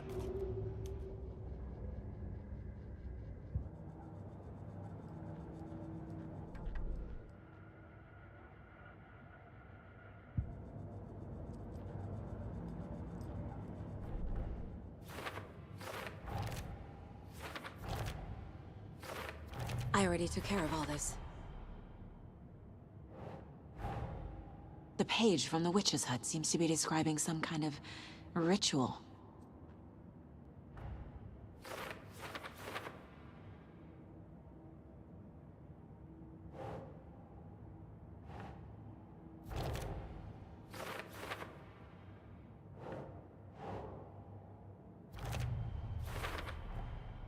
To get into the overlap, I need to find Nightingale's heart. Read the line imprinted on it, plus the line on the page to the witch's ladle sign. Then push the heart through the hole in the sign.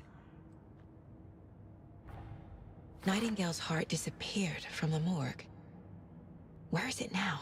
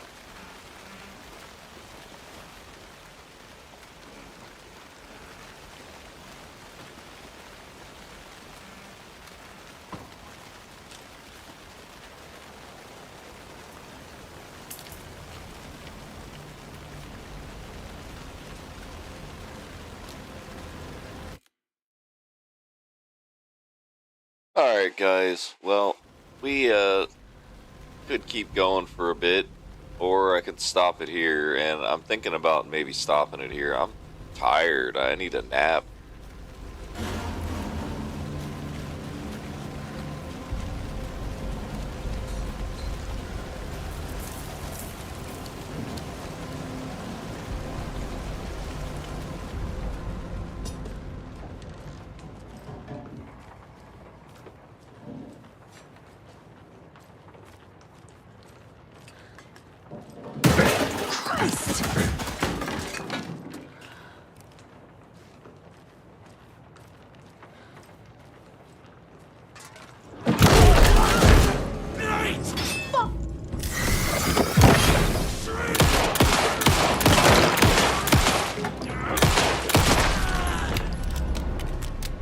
Occultist.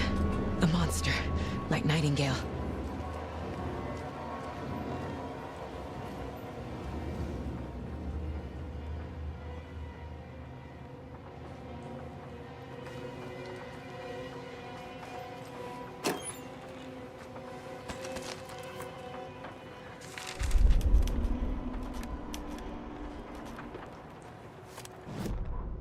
Saga edged toward the broken door, her gun ready, flashlight aimed ahead.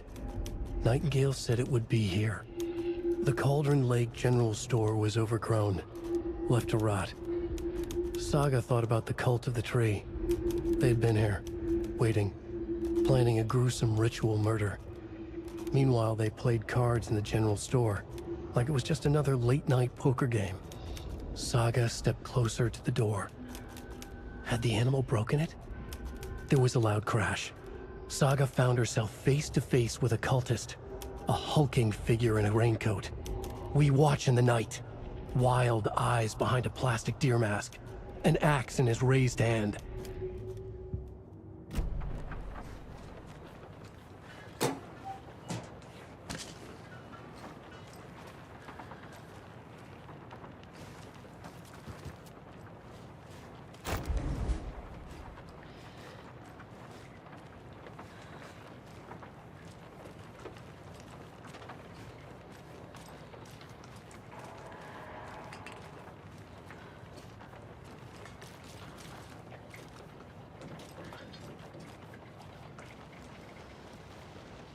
I don't think I'm done here yet.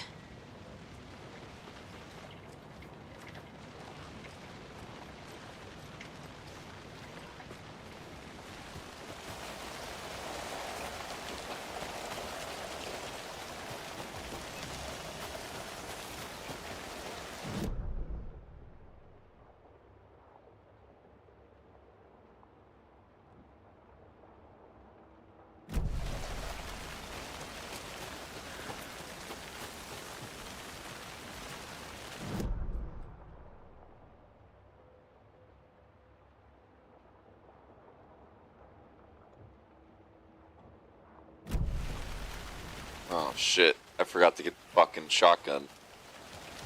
Yeah, I need to grab the shotty.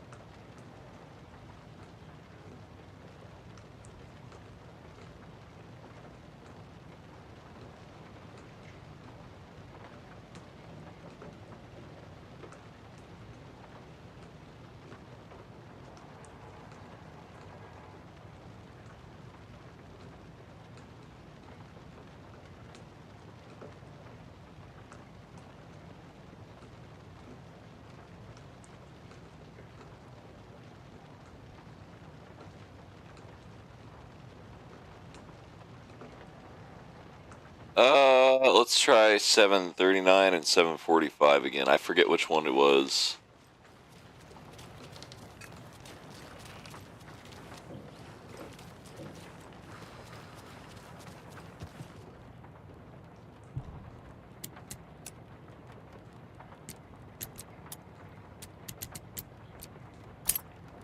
There we go.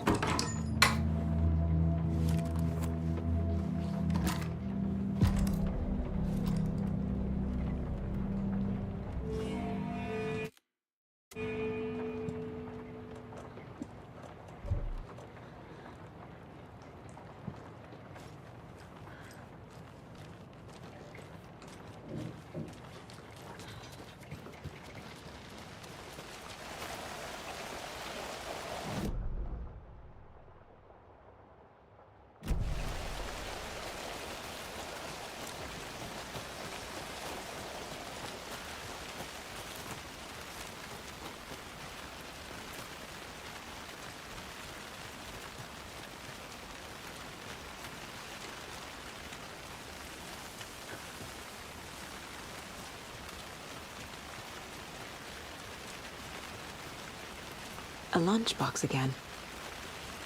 Who's leaving these out here?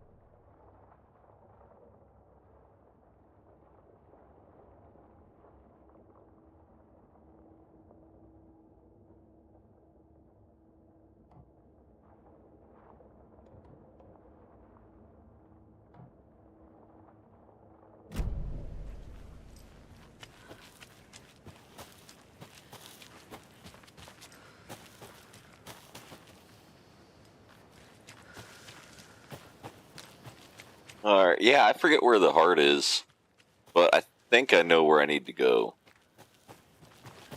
Yep, gotta go back. Gotta go back and get on track.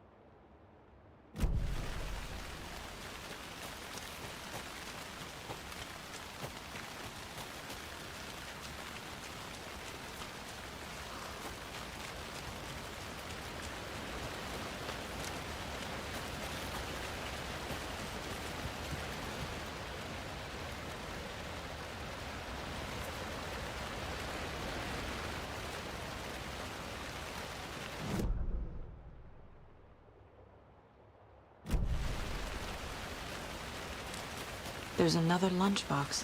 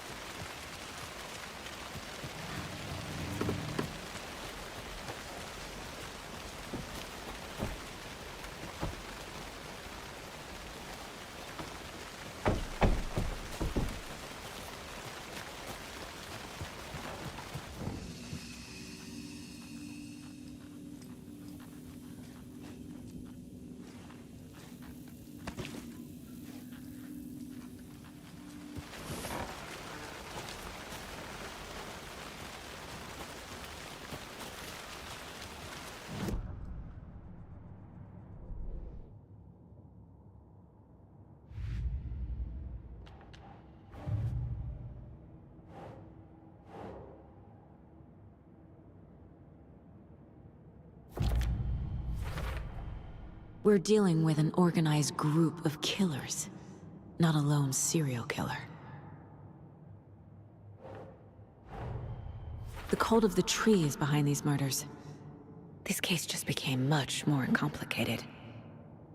I'll need to start a new file. But it's my first cult case. Exciting.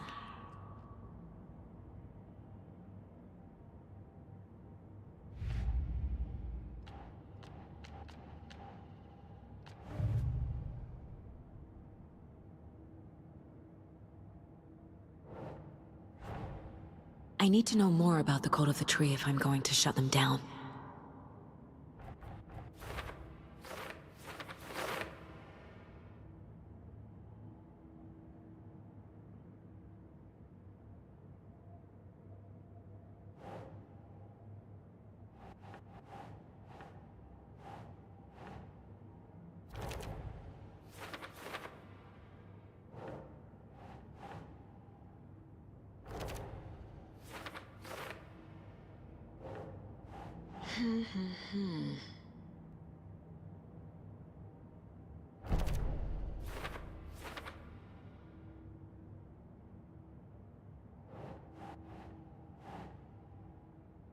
Nope.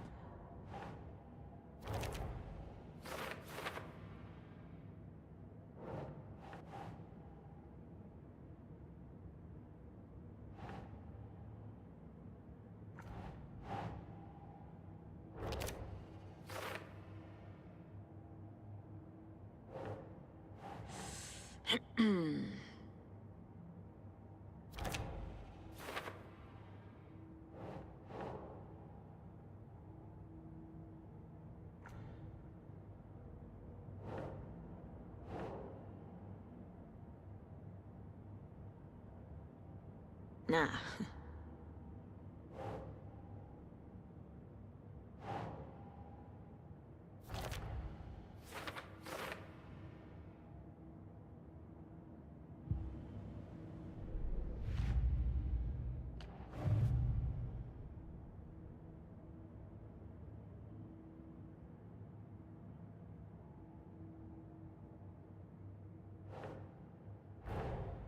Finding a Casey movie lunchbox out here can't be a coincidence. Another message?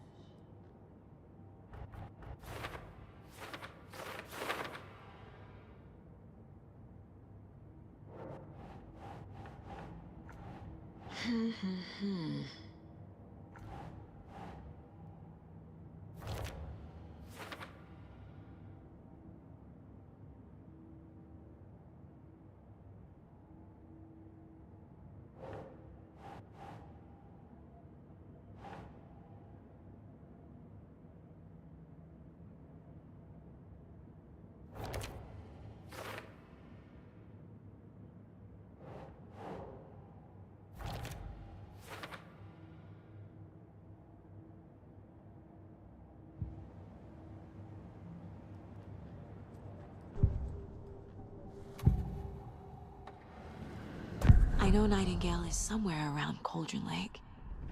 The tree was a threshold. This place and the dark place.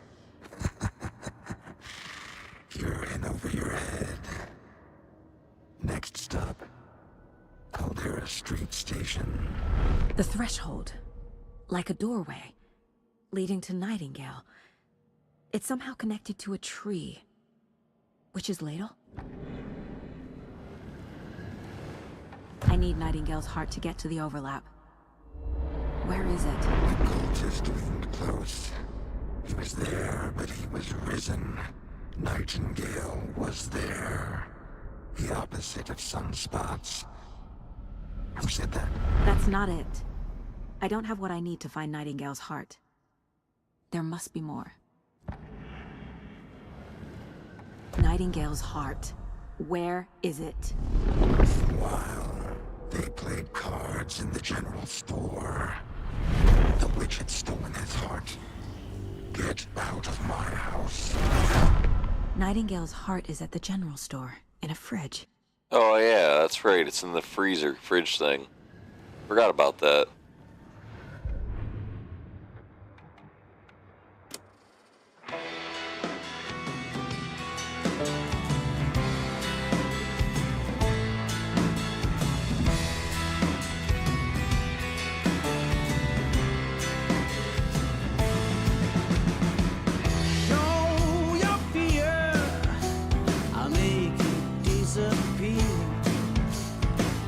Feel the glow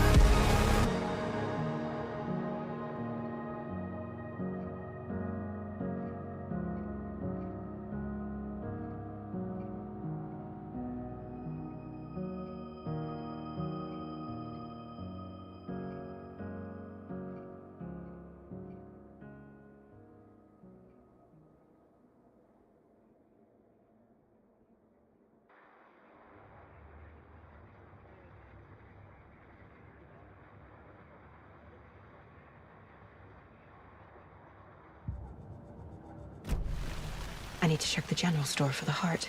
All right, let's go back to the general store.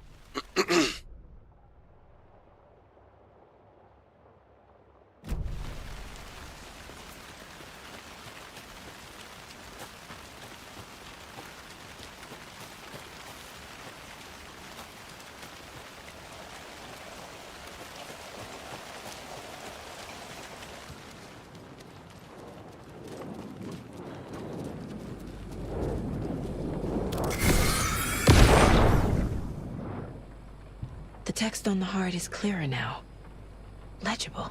I feel like I recognize this. The fridge. The heart. I knew it would be here. Like I saw it in a dream.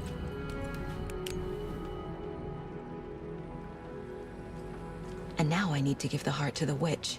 Makes total sense.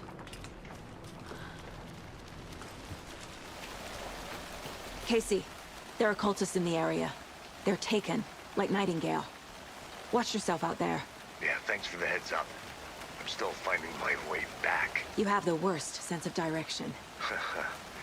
Any city in America I can get through drunk and blindfolded. It's these damn trees. Okay, okay. I'm en route to Witch's Ladle. I need to perform a ritual to open the overlap. This case just keeps getting weirder. But it is exciting.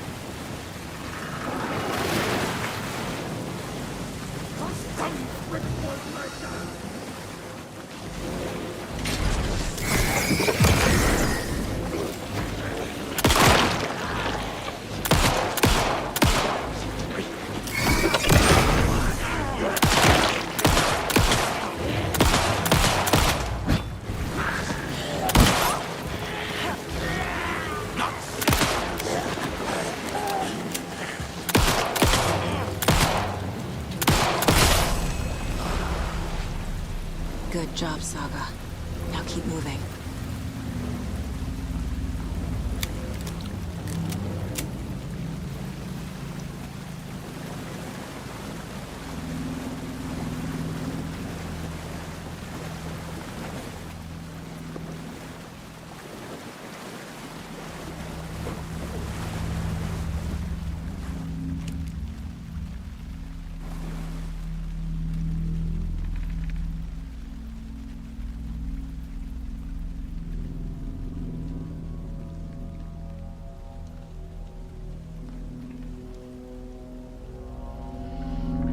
The wave crashed on the far side of the mirror. I brought you the Heart Witch. Show me the terror.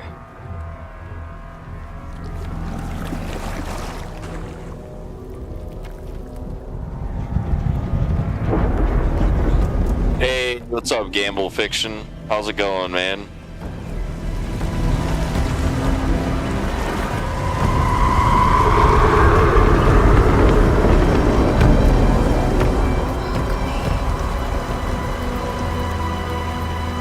Yeah, I hope you're doing well, Gamble.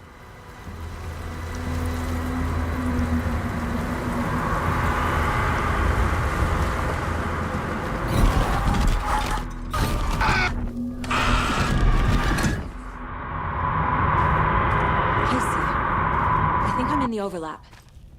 Are you still on your way? Casey! Casey, do you read me? Fuck. Okay, Saga. Going in solo.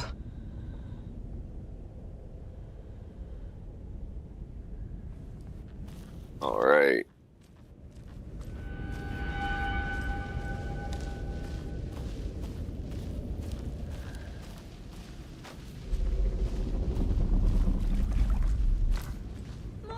Logan? Logan! Where are you? What the fuck was that? Logan's back in Virginia. You're imagining things.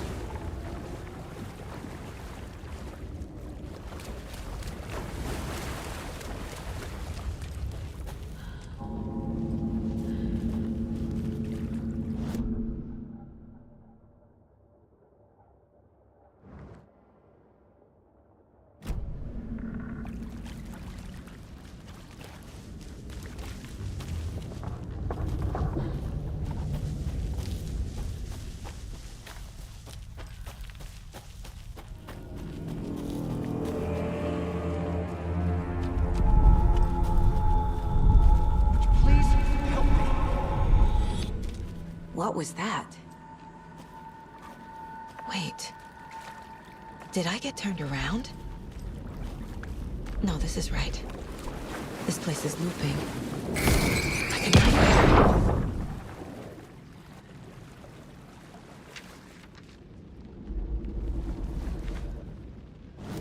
The rider went into the lake, banished the dark presence.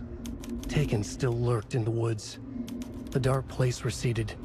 The current pulled back those with darkness inside, into the lake. Nightingale was there, one of them. The dark presence, Jagger had taken him. The witch had stolen his heart. They sank beneath the waves. The dark place, wandering in the shadows, muttering to themselves. It's dark. I'm lost. Where am I? Who am I? I can't remember. It's cold. Premium cabins for rent in Bright Falls. Who said that? Can you hear me? I need help. Please. Stop this. What did I do? You must dig it out. Their shape shifted. Echoes of the writer's dreams. Fading in, fading out. The next story and the story after that. The writer was writing again.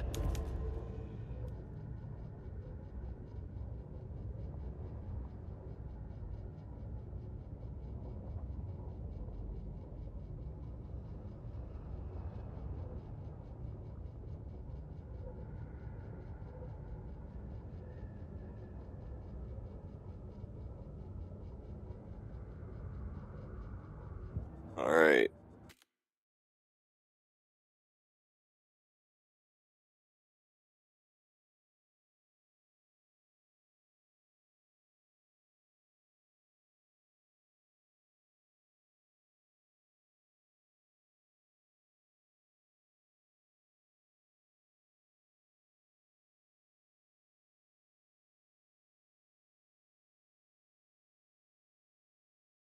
Okay.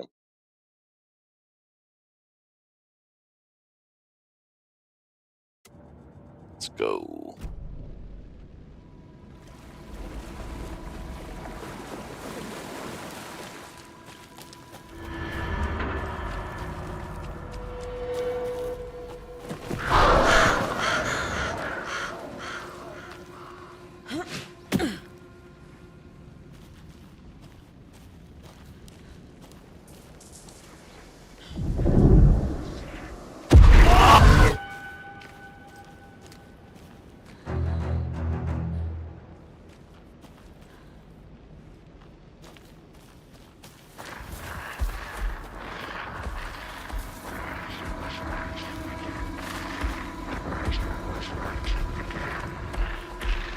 He's here. Nightingale.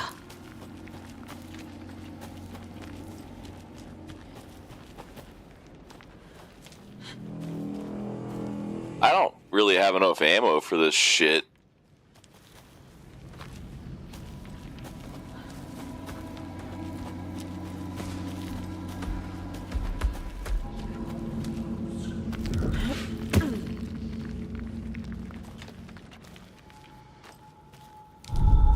Trapped here. Who escaped? Danger. Who is that? It's like they're coming in over a bad signal.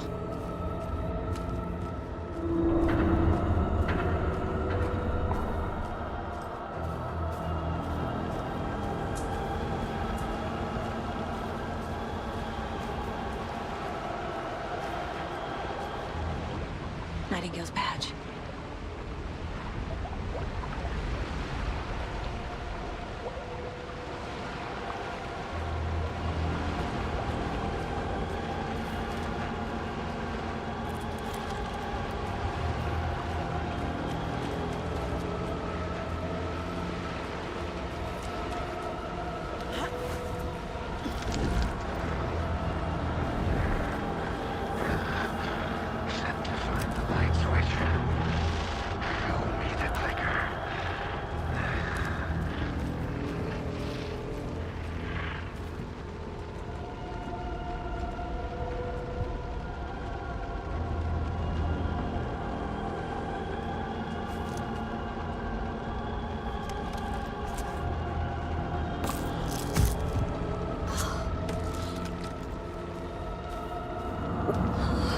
All right.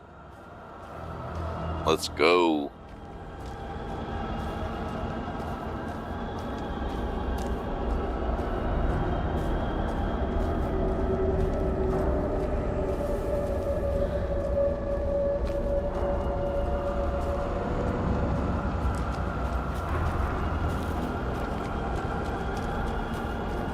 I wish I could get more ammo, but we'll have to just make do.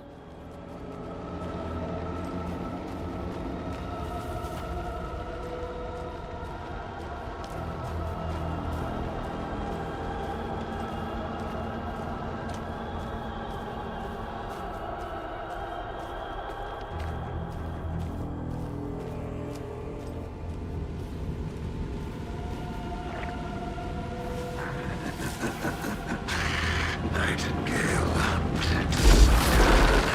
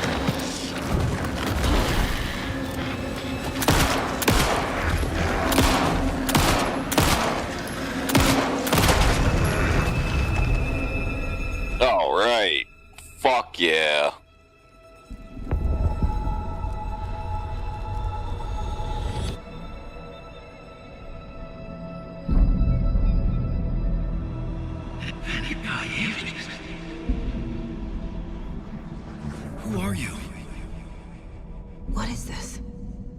Who are you? Hear me. I'm Saga Anderson, FBI. I can hear you. Cauldron Lake.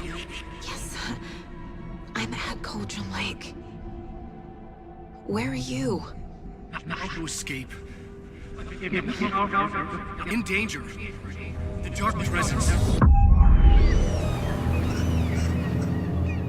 Danger. Thanks. Got it.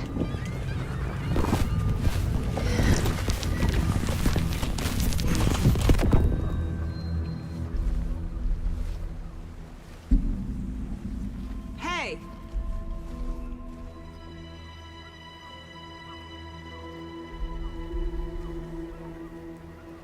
Are you okay? No! It's my fault! They cut out with my face! Scratch! Sir, calm down. I'm gonna need you to take a breath. He's changed the story. The dark presence. We must stop it before... Easy now. First things first. What's your name? My name is Alan Wake. I'm a writer. I've been... Wake? Where did you come from? You've been missing for 13 years. 13.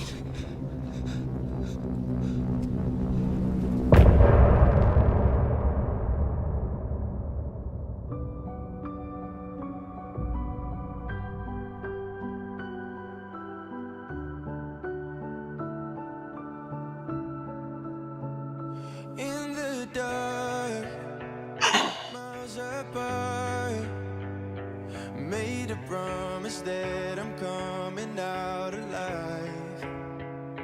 Raging heart, went too far. I will never lose myself again, or I was calling you, did you hear me? I lost my way, lost my way. I was trapped in 1,000 nights with no escape. Nightmares taking me over, and now I'm wide awake. And now I'm wide awake. Oh, I died like 1,000,000 times for your waves I break. The nightmare's finally over, and now I'm wide awake. And now I'm wide awake.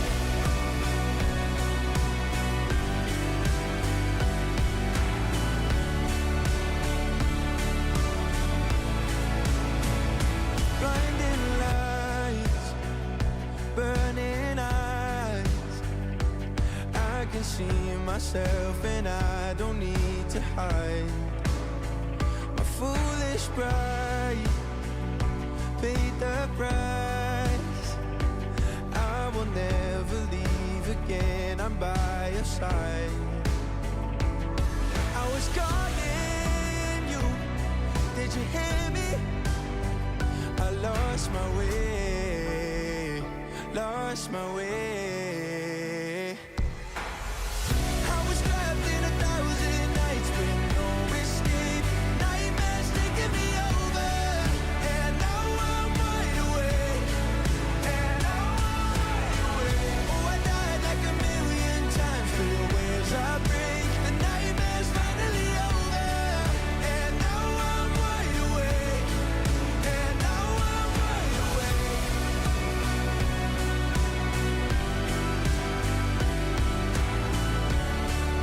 And now I'm wide awake.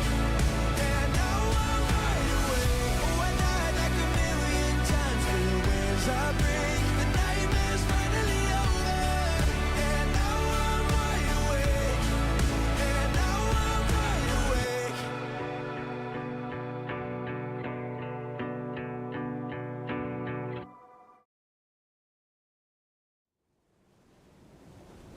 Anders, where did you go? All of a sudden, the radio stopped working, and then that flooding just disappeared.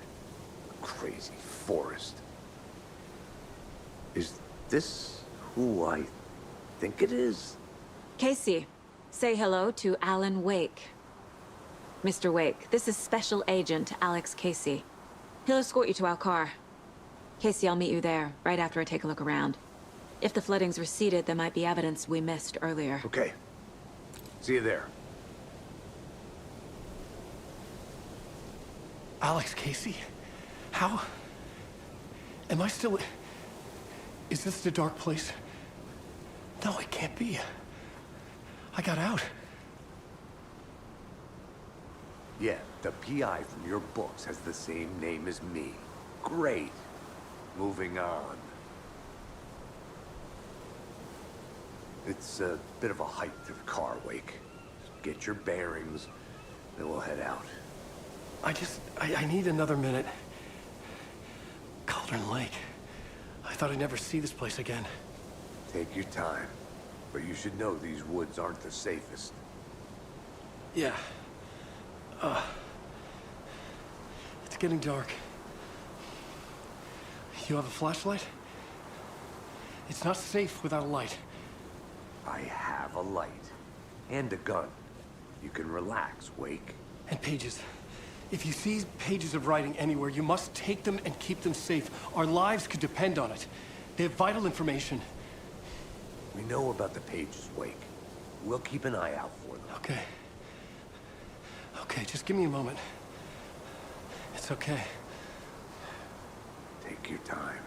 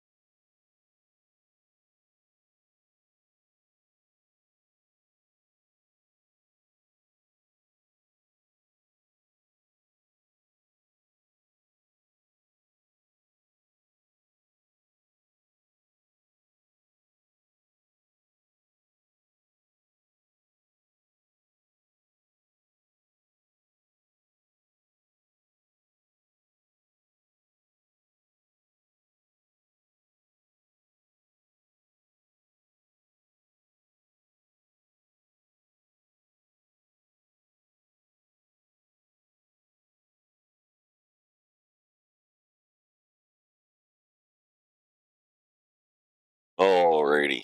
I don't know if you're still here, Gamble, but yeah, we're gonna probably end this one pretty soon, I'm thinking.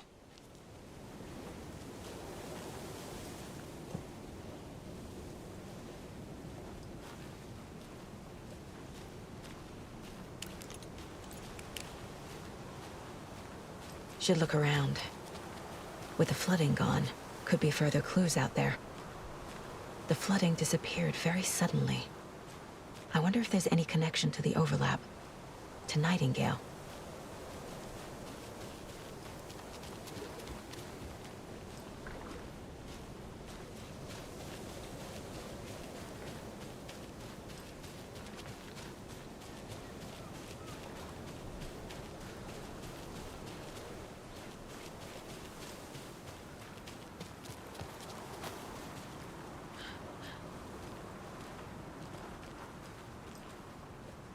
Oh, yeah. Been almost 3 hours already. Holy shit.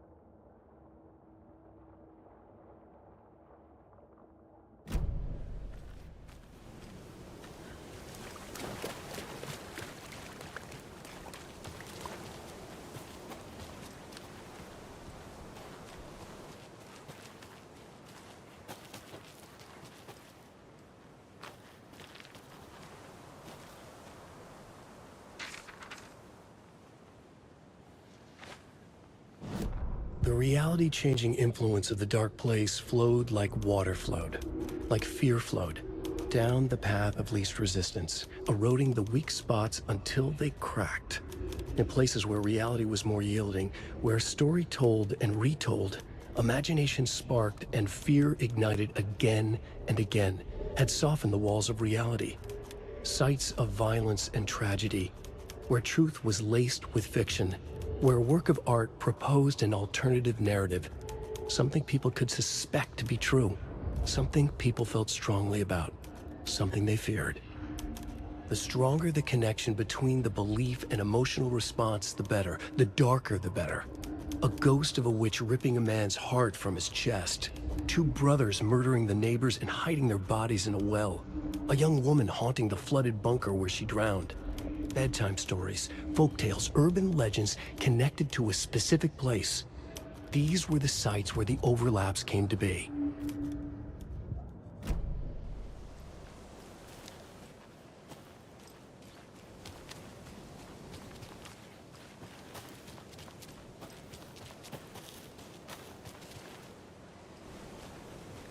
A creepy twig sculpture?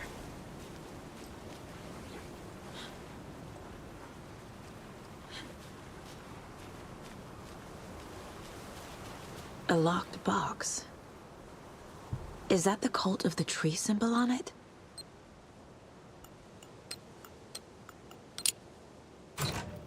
Notes and ammo. Looks like they're tools of the trade.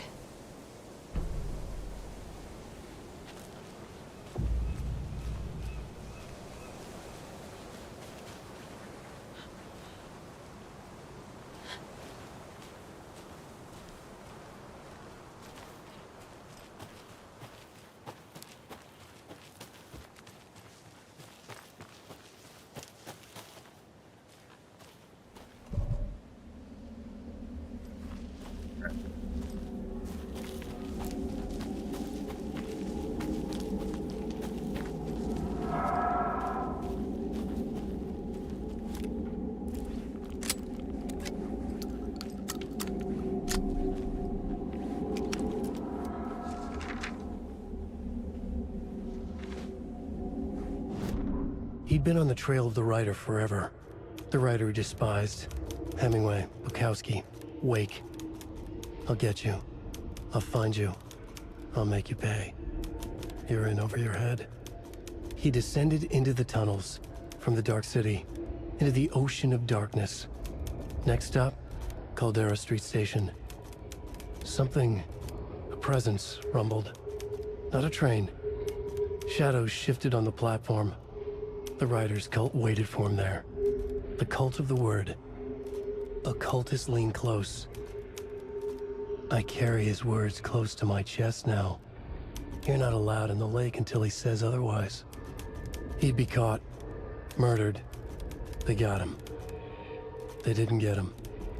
He was reborn out of hate. He was there, but he was risen. Sent to find the switch up from the lake that was not the lake.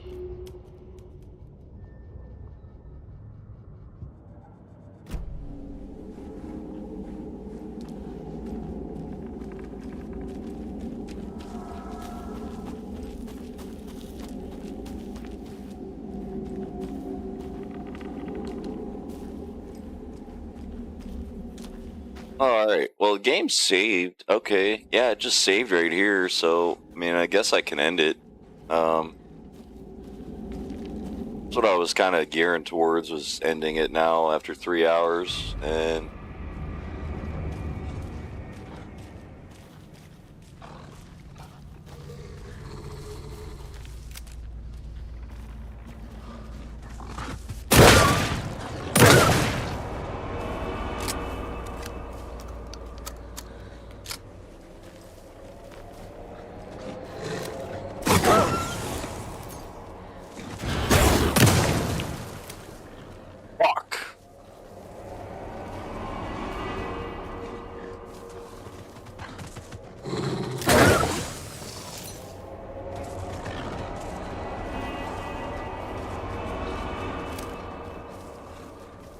Come on, you dick.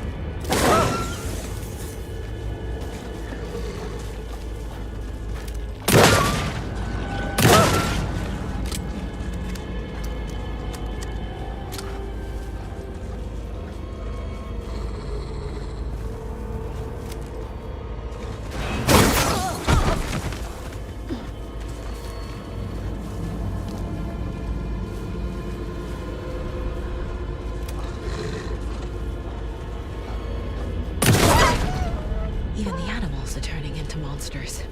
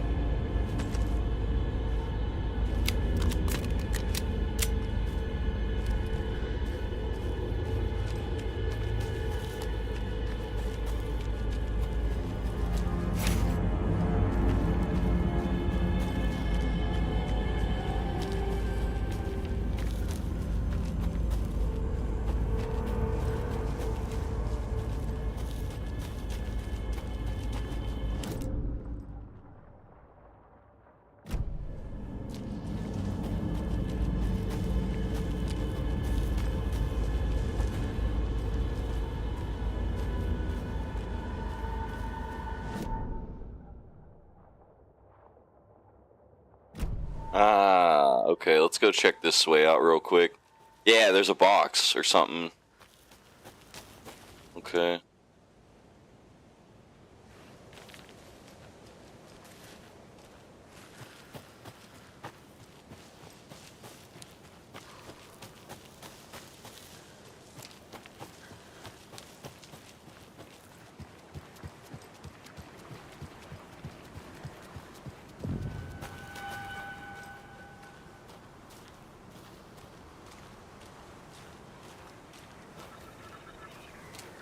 There's something written here. A poem? Or a riddle? Reminds me of the nursery rhymes I read to Logan when she was little. A little clothespin doll. Perfect weird souvenir for Logan.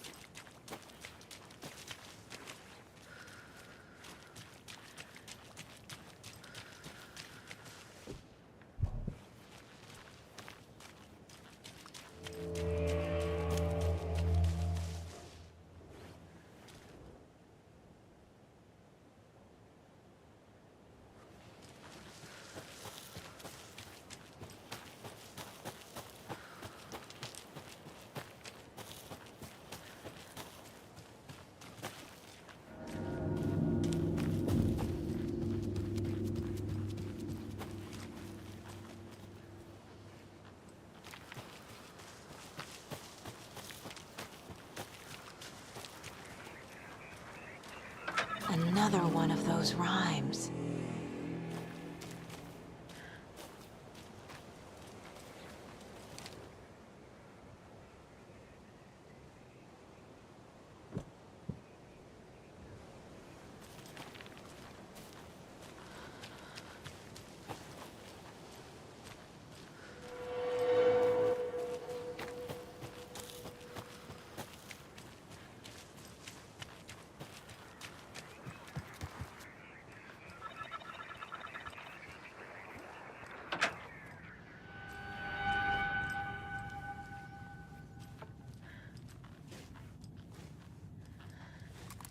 Hey there, Mr. Deer. You remind me of a dream I had.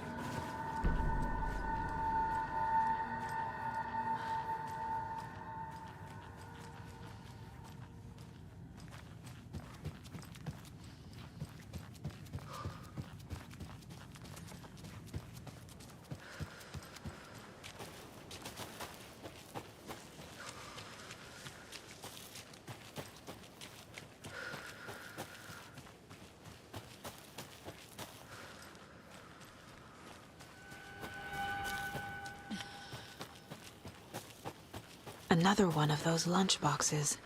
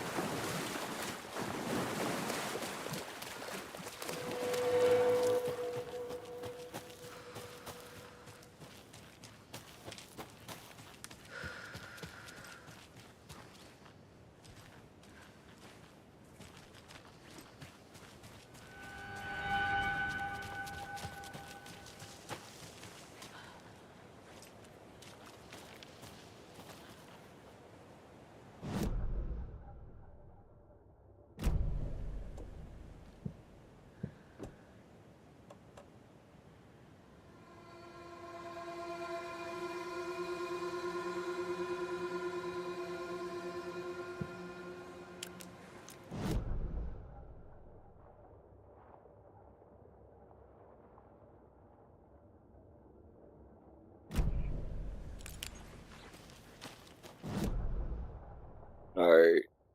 Let's go this way.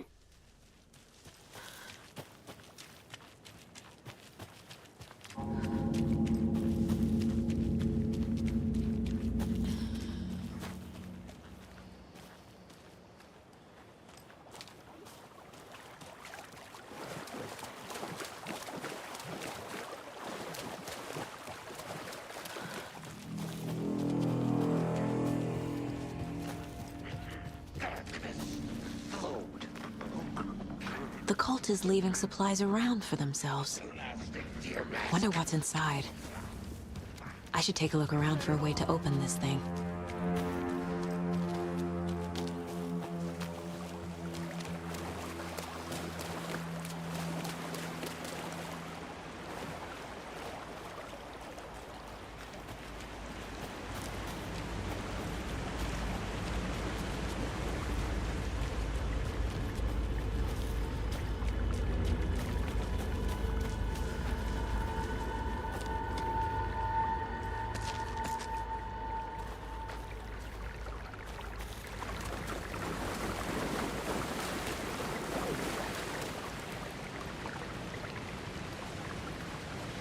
Another Alex Casey lunchbox?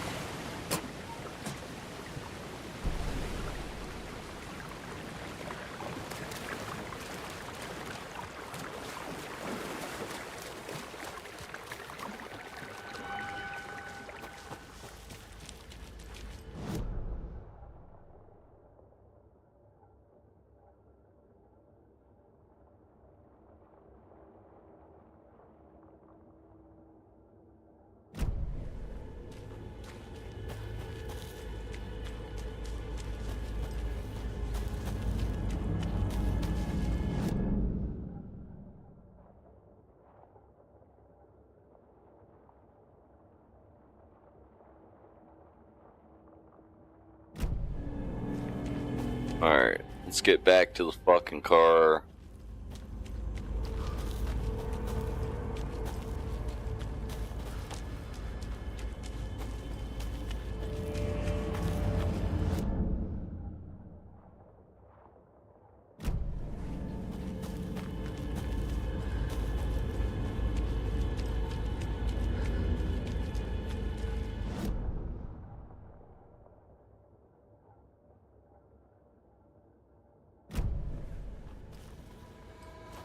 God damn it.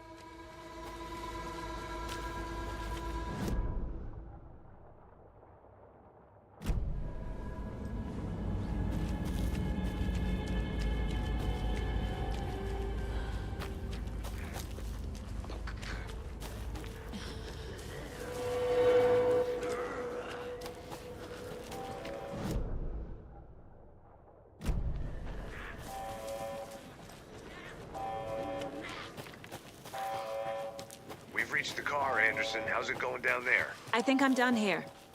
I'll meet you at the parking lot.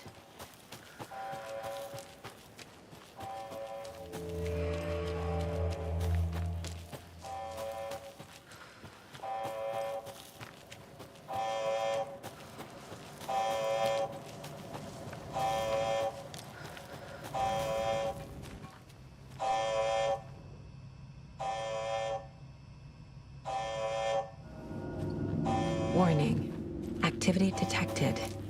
AWE. Event in progress. Cauldron Lake. What's an AWE? Casey, what exactly does the FBC do? After New York, when I started looking for our friend here, their name came up. I pushed them for any files they had on him, but got stonewalled. They have a reputation of showing up for weird shit. They have a presence here, and now we find our writer. How about that? More of those kids' lunchboxes.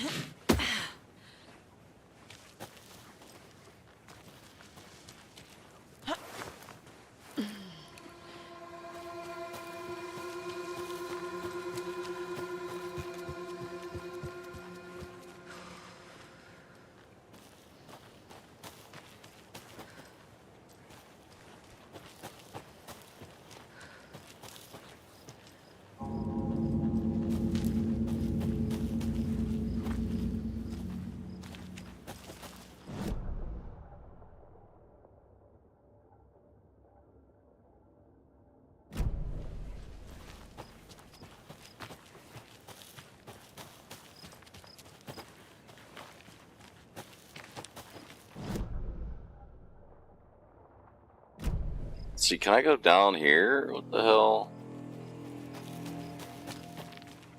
Yeah, there's a page or something over here, manuscript. Nope.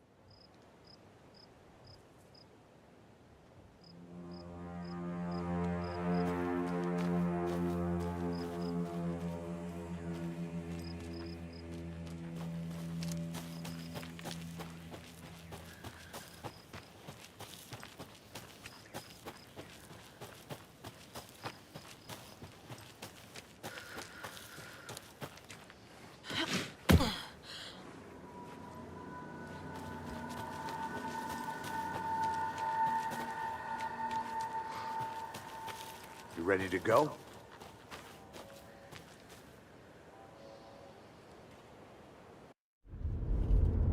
Mr. Wake. Hey, what's up, Galactus? You can freshen up there, and then we'll talk properly.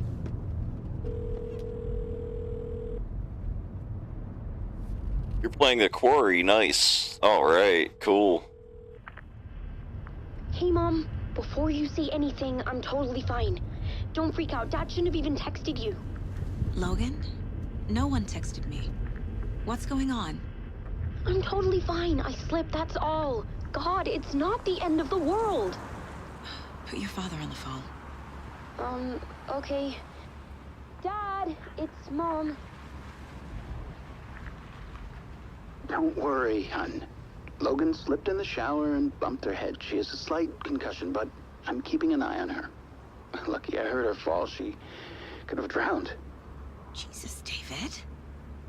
Why didn't you call? I tried. It didn't go through. She's fine, really. But what about you? You sound stressed. No, it's, just a weird case, that's all. Well, if you need a hint, my years of board game victories tell me Colonel Mustard did it. I'll keep an eye out for him. Love you, Dave. Love you too, honey. Want to say bye to Logan? Just tell her I love her. Bye for now.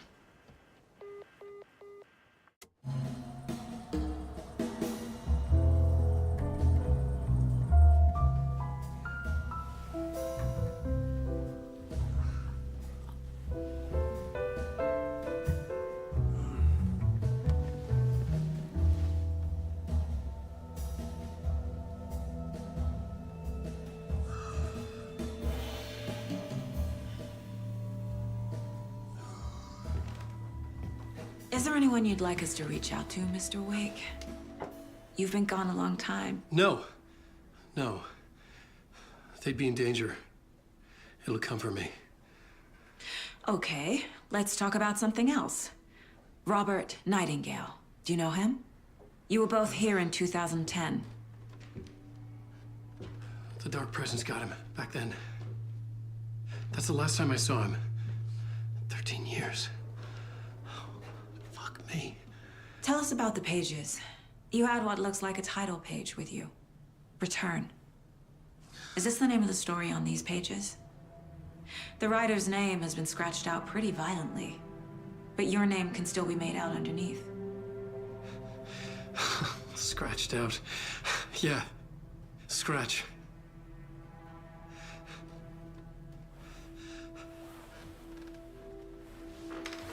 Did you write these pages, Mr. Wake? I'm trying to remember. It's a crazy jumble, like a nightmare. It doesn't make sense.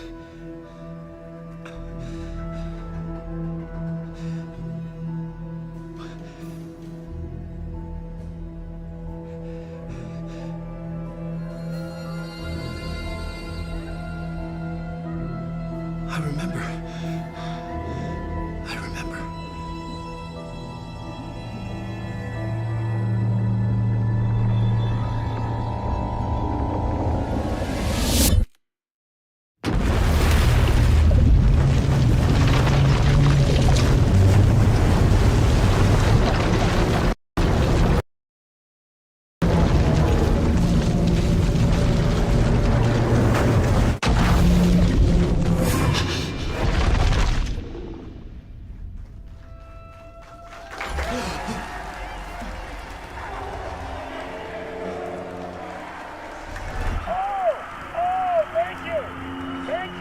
Thank you. Welcome. We have a great show for you here tonight. Alan Wake is here. Alan Wake, one of my all-time favorite writers and guests on the show. He's here to talk about his latest book. And as usual, our houseman, old gods of Asgard, is here. Take it away, you crazy Vikings! Was I on a talk show tonight? Waking up in places with no memory of how I'd gotten there. It was out of control. I didn't need another mugshot in the fucking tabloids. Had I already done the show? Was that a recording?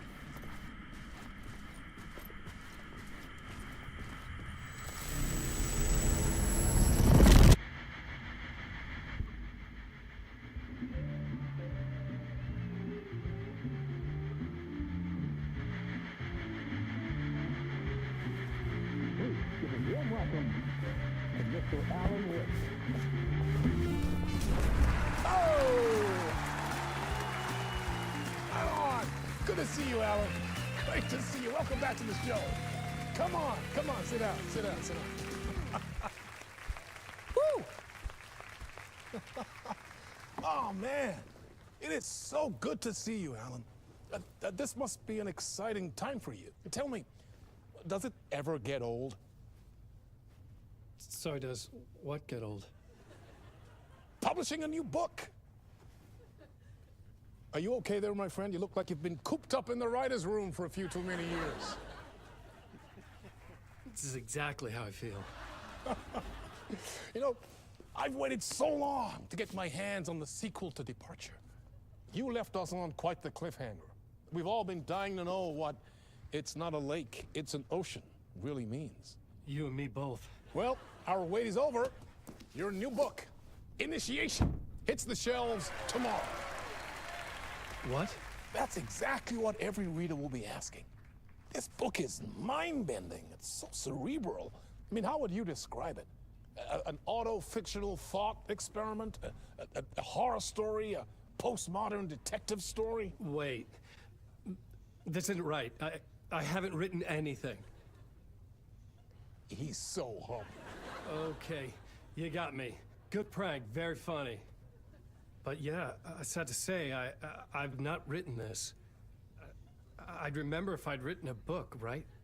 Or maybe it was written by your evil double. Well played, man! That is spot on! Playing the role here. Pretending the world of the book overlaps our own. That's very meta indeed. You see, Initiation tells the story of a fictional writer named Alan Wake, who is trapped in a nightmare, desperately trying to find the manuscript of a novel he has forgotten he has written. The book is set in New York, but it might not be New York at all. He is tormented by his dark doppelganger and guided by visions of a fictional detective he has written. That's right, Alex Casey is in this book as well. I guess we'll just keep doing this the whole show. The joke's on me. But isn't that what you sign up for with autofiction? No, but seriously, I found the structure of the reality you build in the book fascinating. It reminded me of The Matrix. I mean, the writer is physically in his writer's room, trapped there, and he projects himself out to this dark dream of New York through the story he is writing. Like astral projection. Did I get that right? Yeah, that's exactly right. Go on. I should be taking notes here. This is great stuff. Notes to that other Alan Wake in that room writing this as we speak? Are we all in your story, Alan? Wow. No, I wish you every success with your new book, Alan. I hope it's as successful as your best-selling Alex Casey series. Initiation hits the shelves tomorrow. After this, I'm sure we'll all be eagerly awaiting the culmination of this hero's journey trilogy of yours. A book called Return, perhaps. Man, thank you for one of the strangest interviews of my entire career, Alan. All this talk of meta-narratives. I'm expecting to disappear once this seed ends.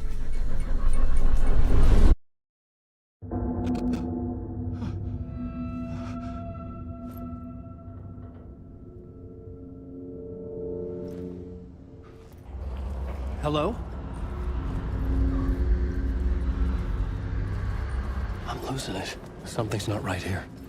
I needed to get home. To Alice.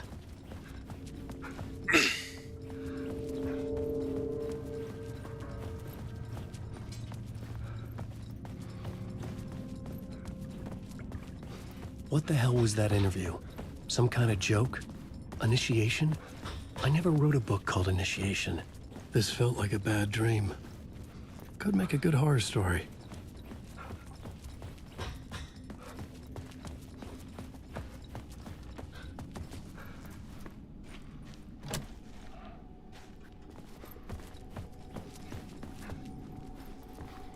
Old Gods of Asgard. That name sounded familiar.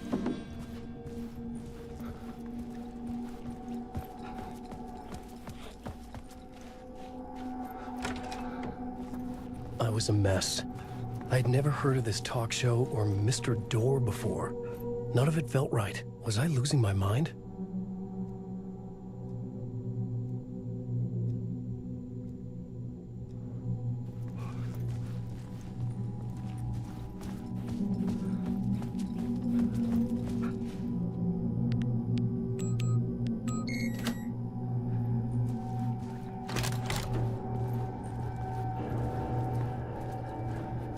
There was something here. A broken transmission I couldn't quite make out. What was that? A message? Impossible to say.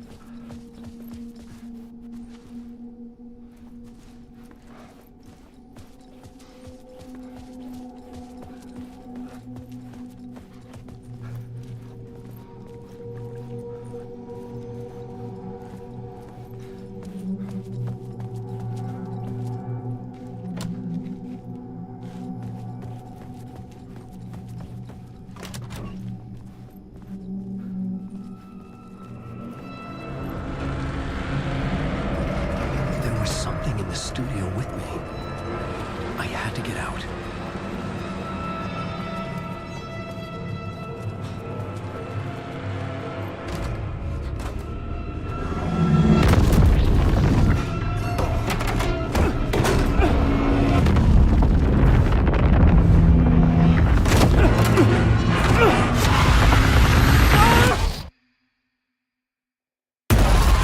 This is the ritual to lead you on.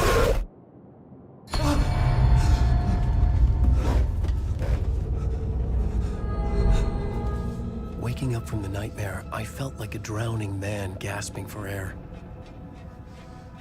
This place felt familiar. A ghost of a memory surfaced, about riding here for countless days.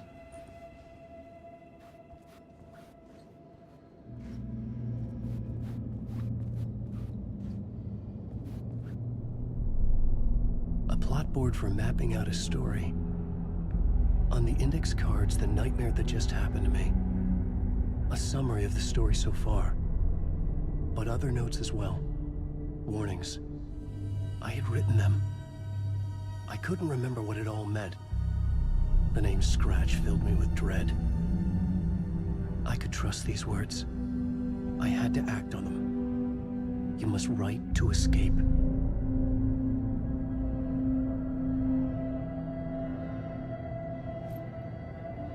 Back to writing. All right.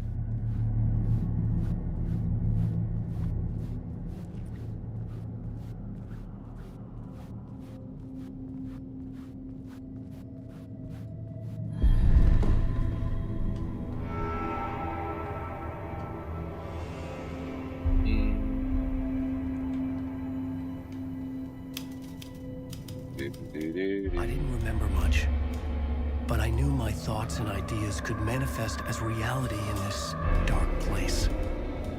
I'd use my writing to project myself out of this room, like a deep sea diver to go deeper and explore the depths of this prison for a way out.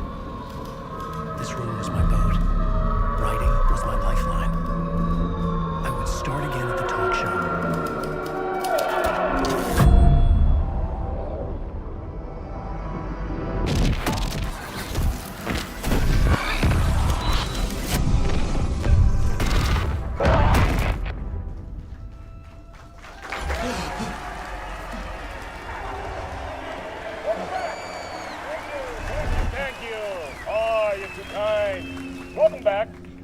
We have a great show for you here tonight.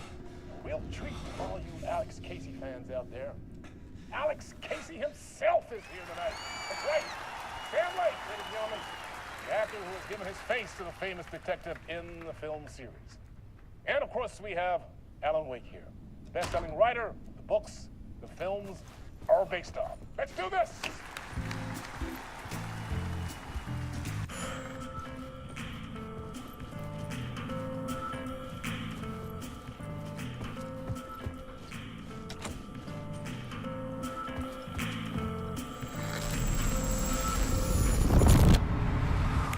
Welcome back to the show. So, Alan, as the creator of the character, how do you feel about this? Sorry, what? I know it can be an awkward question with the man sitting right next to you, but I mean, how do you feel about him in the role of Casey? Does he look the part to you? He looks exactly like I always imagined Casey to be. It's uncanny. Thank you. That means so much to me. I'm a huge fan of your books. So, what's the problem, Alan? Because on more than one occasion, you voiced your reservations about the adaptations. It's not that. They're their own thing. They've gone with choices that are different from mine. I feel protective about my stories, and these adaptations... I don't know. I guess I just wish I could have been more involved in making them.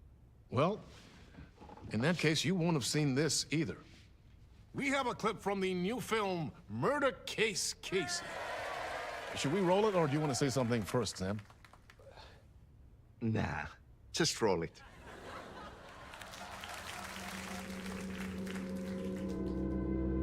This city was an old scar that refused to heal. The rain made it fester.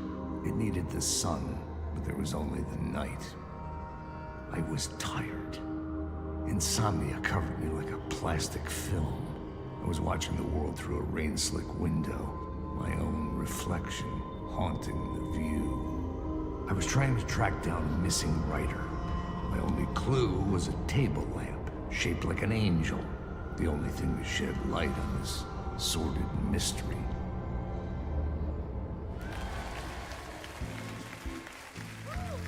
That's great! Murder Case Casey! Great job, Sam. Very exciting and very meta. I'm looking forward to seeing more.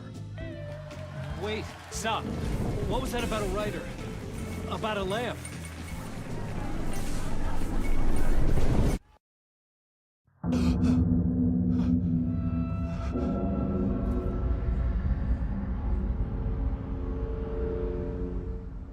All right.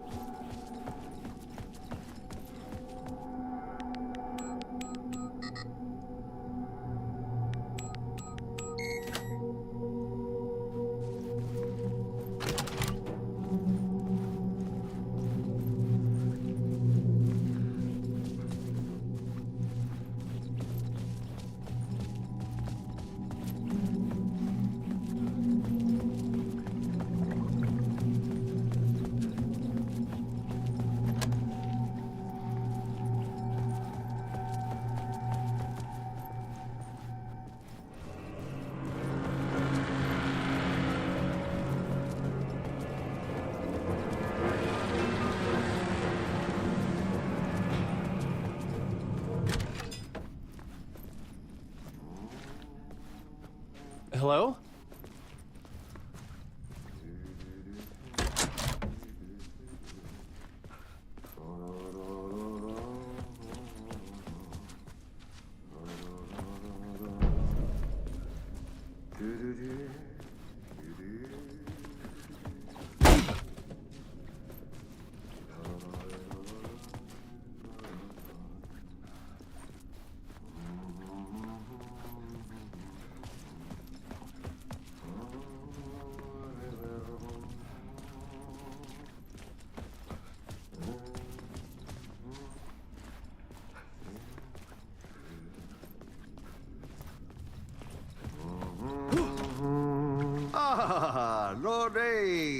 There you are, Tom.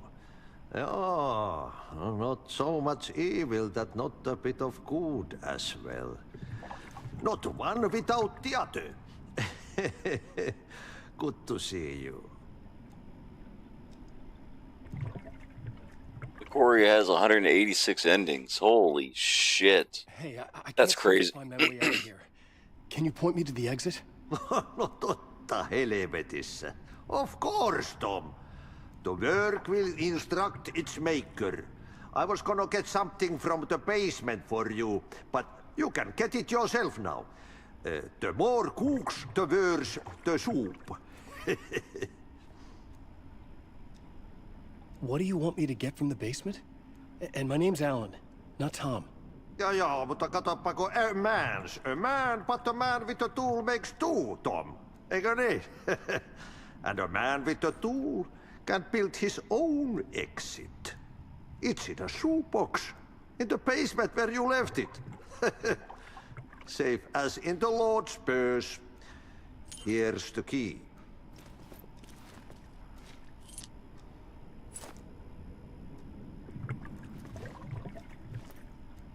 Have we met before? Are you trapped in the dark place too? You remember Ahti, the janitor. You can't be lost if you don't worry about where you are headed. So don't worry, Tom. The sun will shine even into a heap of twigs. Just remember to turn on the lights. It won't take long when you get to work. I've been trying to find a way to escape the dark place. Any suggestions?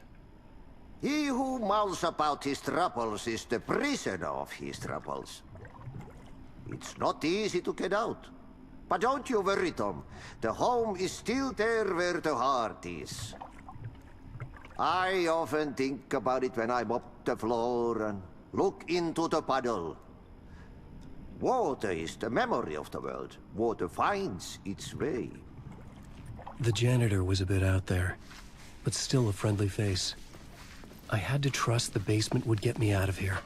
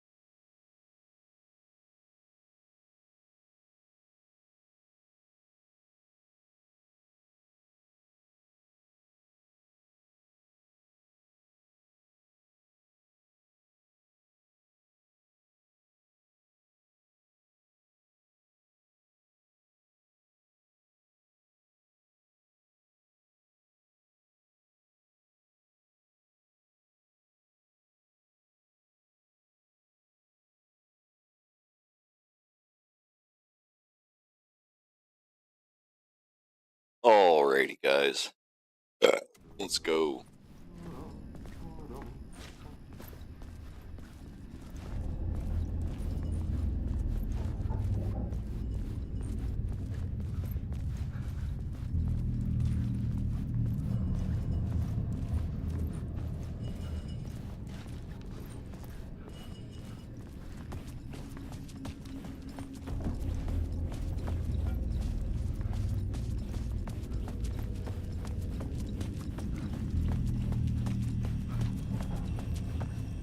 An old lamp in a shoebox. Was this what the janitor had left for me?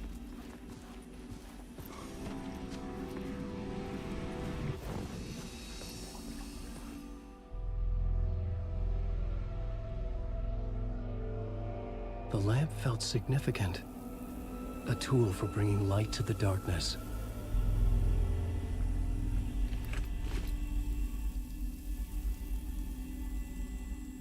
I felt a magnetic pull between the lamp and the light overhead. Whoa! When the light jumped into my lamp, the whole room changed, like something in a dream. Opening a way forward, the lamp was humming. The bulb glowed. It held the light now.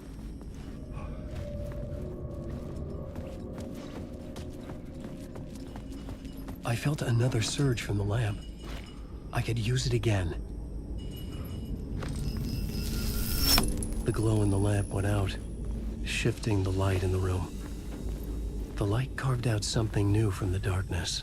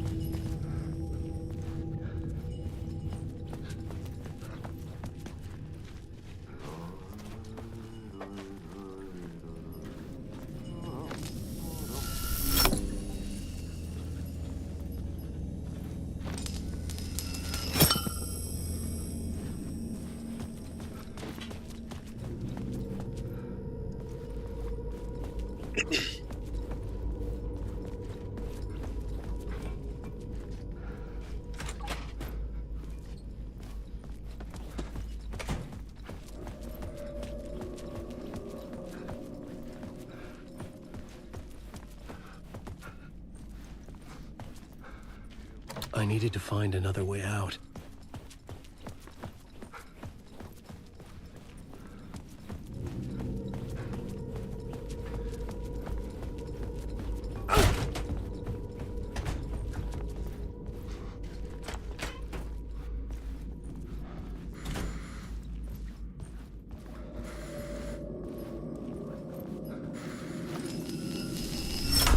The dark place wants to drown me.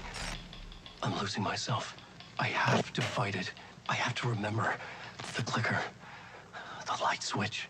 I lost it, but I have the lamp now. The lamp the switch was cut from. This place is a nightmare. Not real, and yet more real than anything. The danger and the horror are real. It feeds off my mind, twisting whatever it takes into psychotic reality. I'm trapped here. I write to escape. I've tried this many times, written countless stories, forgotten how many. I keep failing, but I must keep trying. I use the story to dive deeper. Every word I write is a step forward on this spiral in the darkness. I dive to the bottom to find the answer, the map, and the key, and the compass. It's combined to form a door leading out.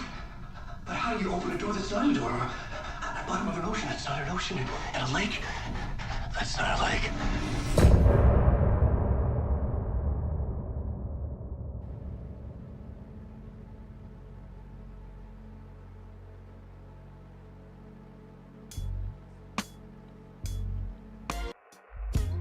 Some say that it lives forever, this road that I lose you on every time.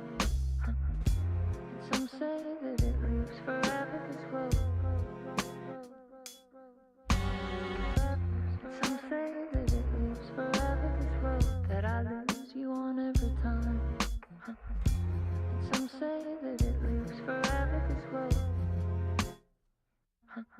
I can see you there, but you don't see me anywhere. I'm right in front of you, I'm right here on this winding road. What are you looking at? Is it your face on a pane of glass? 'Cause somehow this window becomes a trap on this winding road. Will it ever let me go?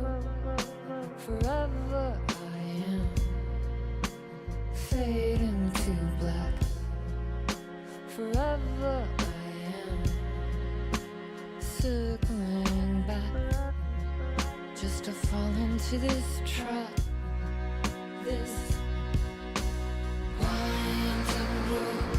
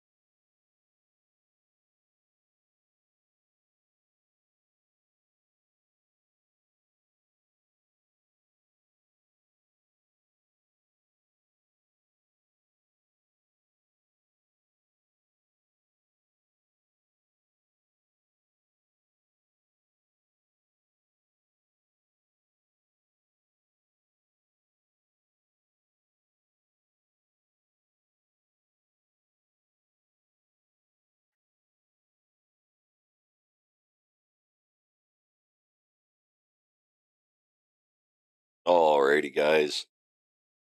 This is about where I'm gonna end it. Yeah, when I get the chance to save here, right here. Alright, guys. Well, that's gonna about do it for me today. I'm gonna go ahead and watch a little bit of iZombie and then get ready for work, go to work, come home, and then we'll see what happens. I don't know yet. I don't know what I'm gonna do tonight when I get home. If I'm just gonna come home and watch a little TV and go to bed. I might come home and play something more of this, something, I don't know yet. We'll just have to see how I'm feeling type of thing, and we'll go from there. So, ooh, coffee and muffins. Look at that. There's muffins on the table. Alrighty, guys. Well, thanks a lot for coming by. As always, it's very much appreciated, and we will see you in the next one. Bye-bye for now.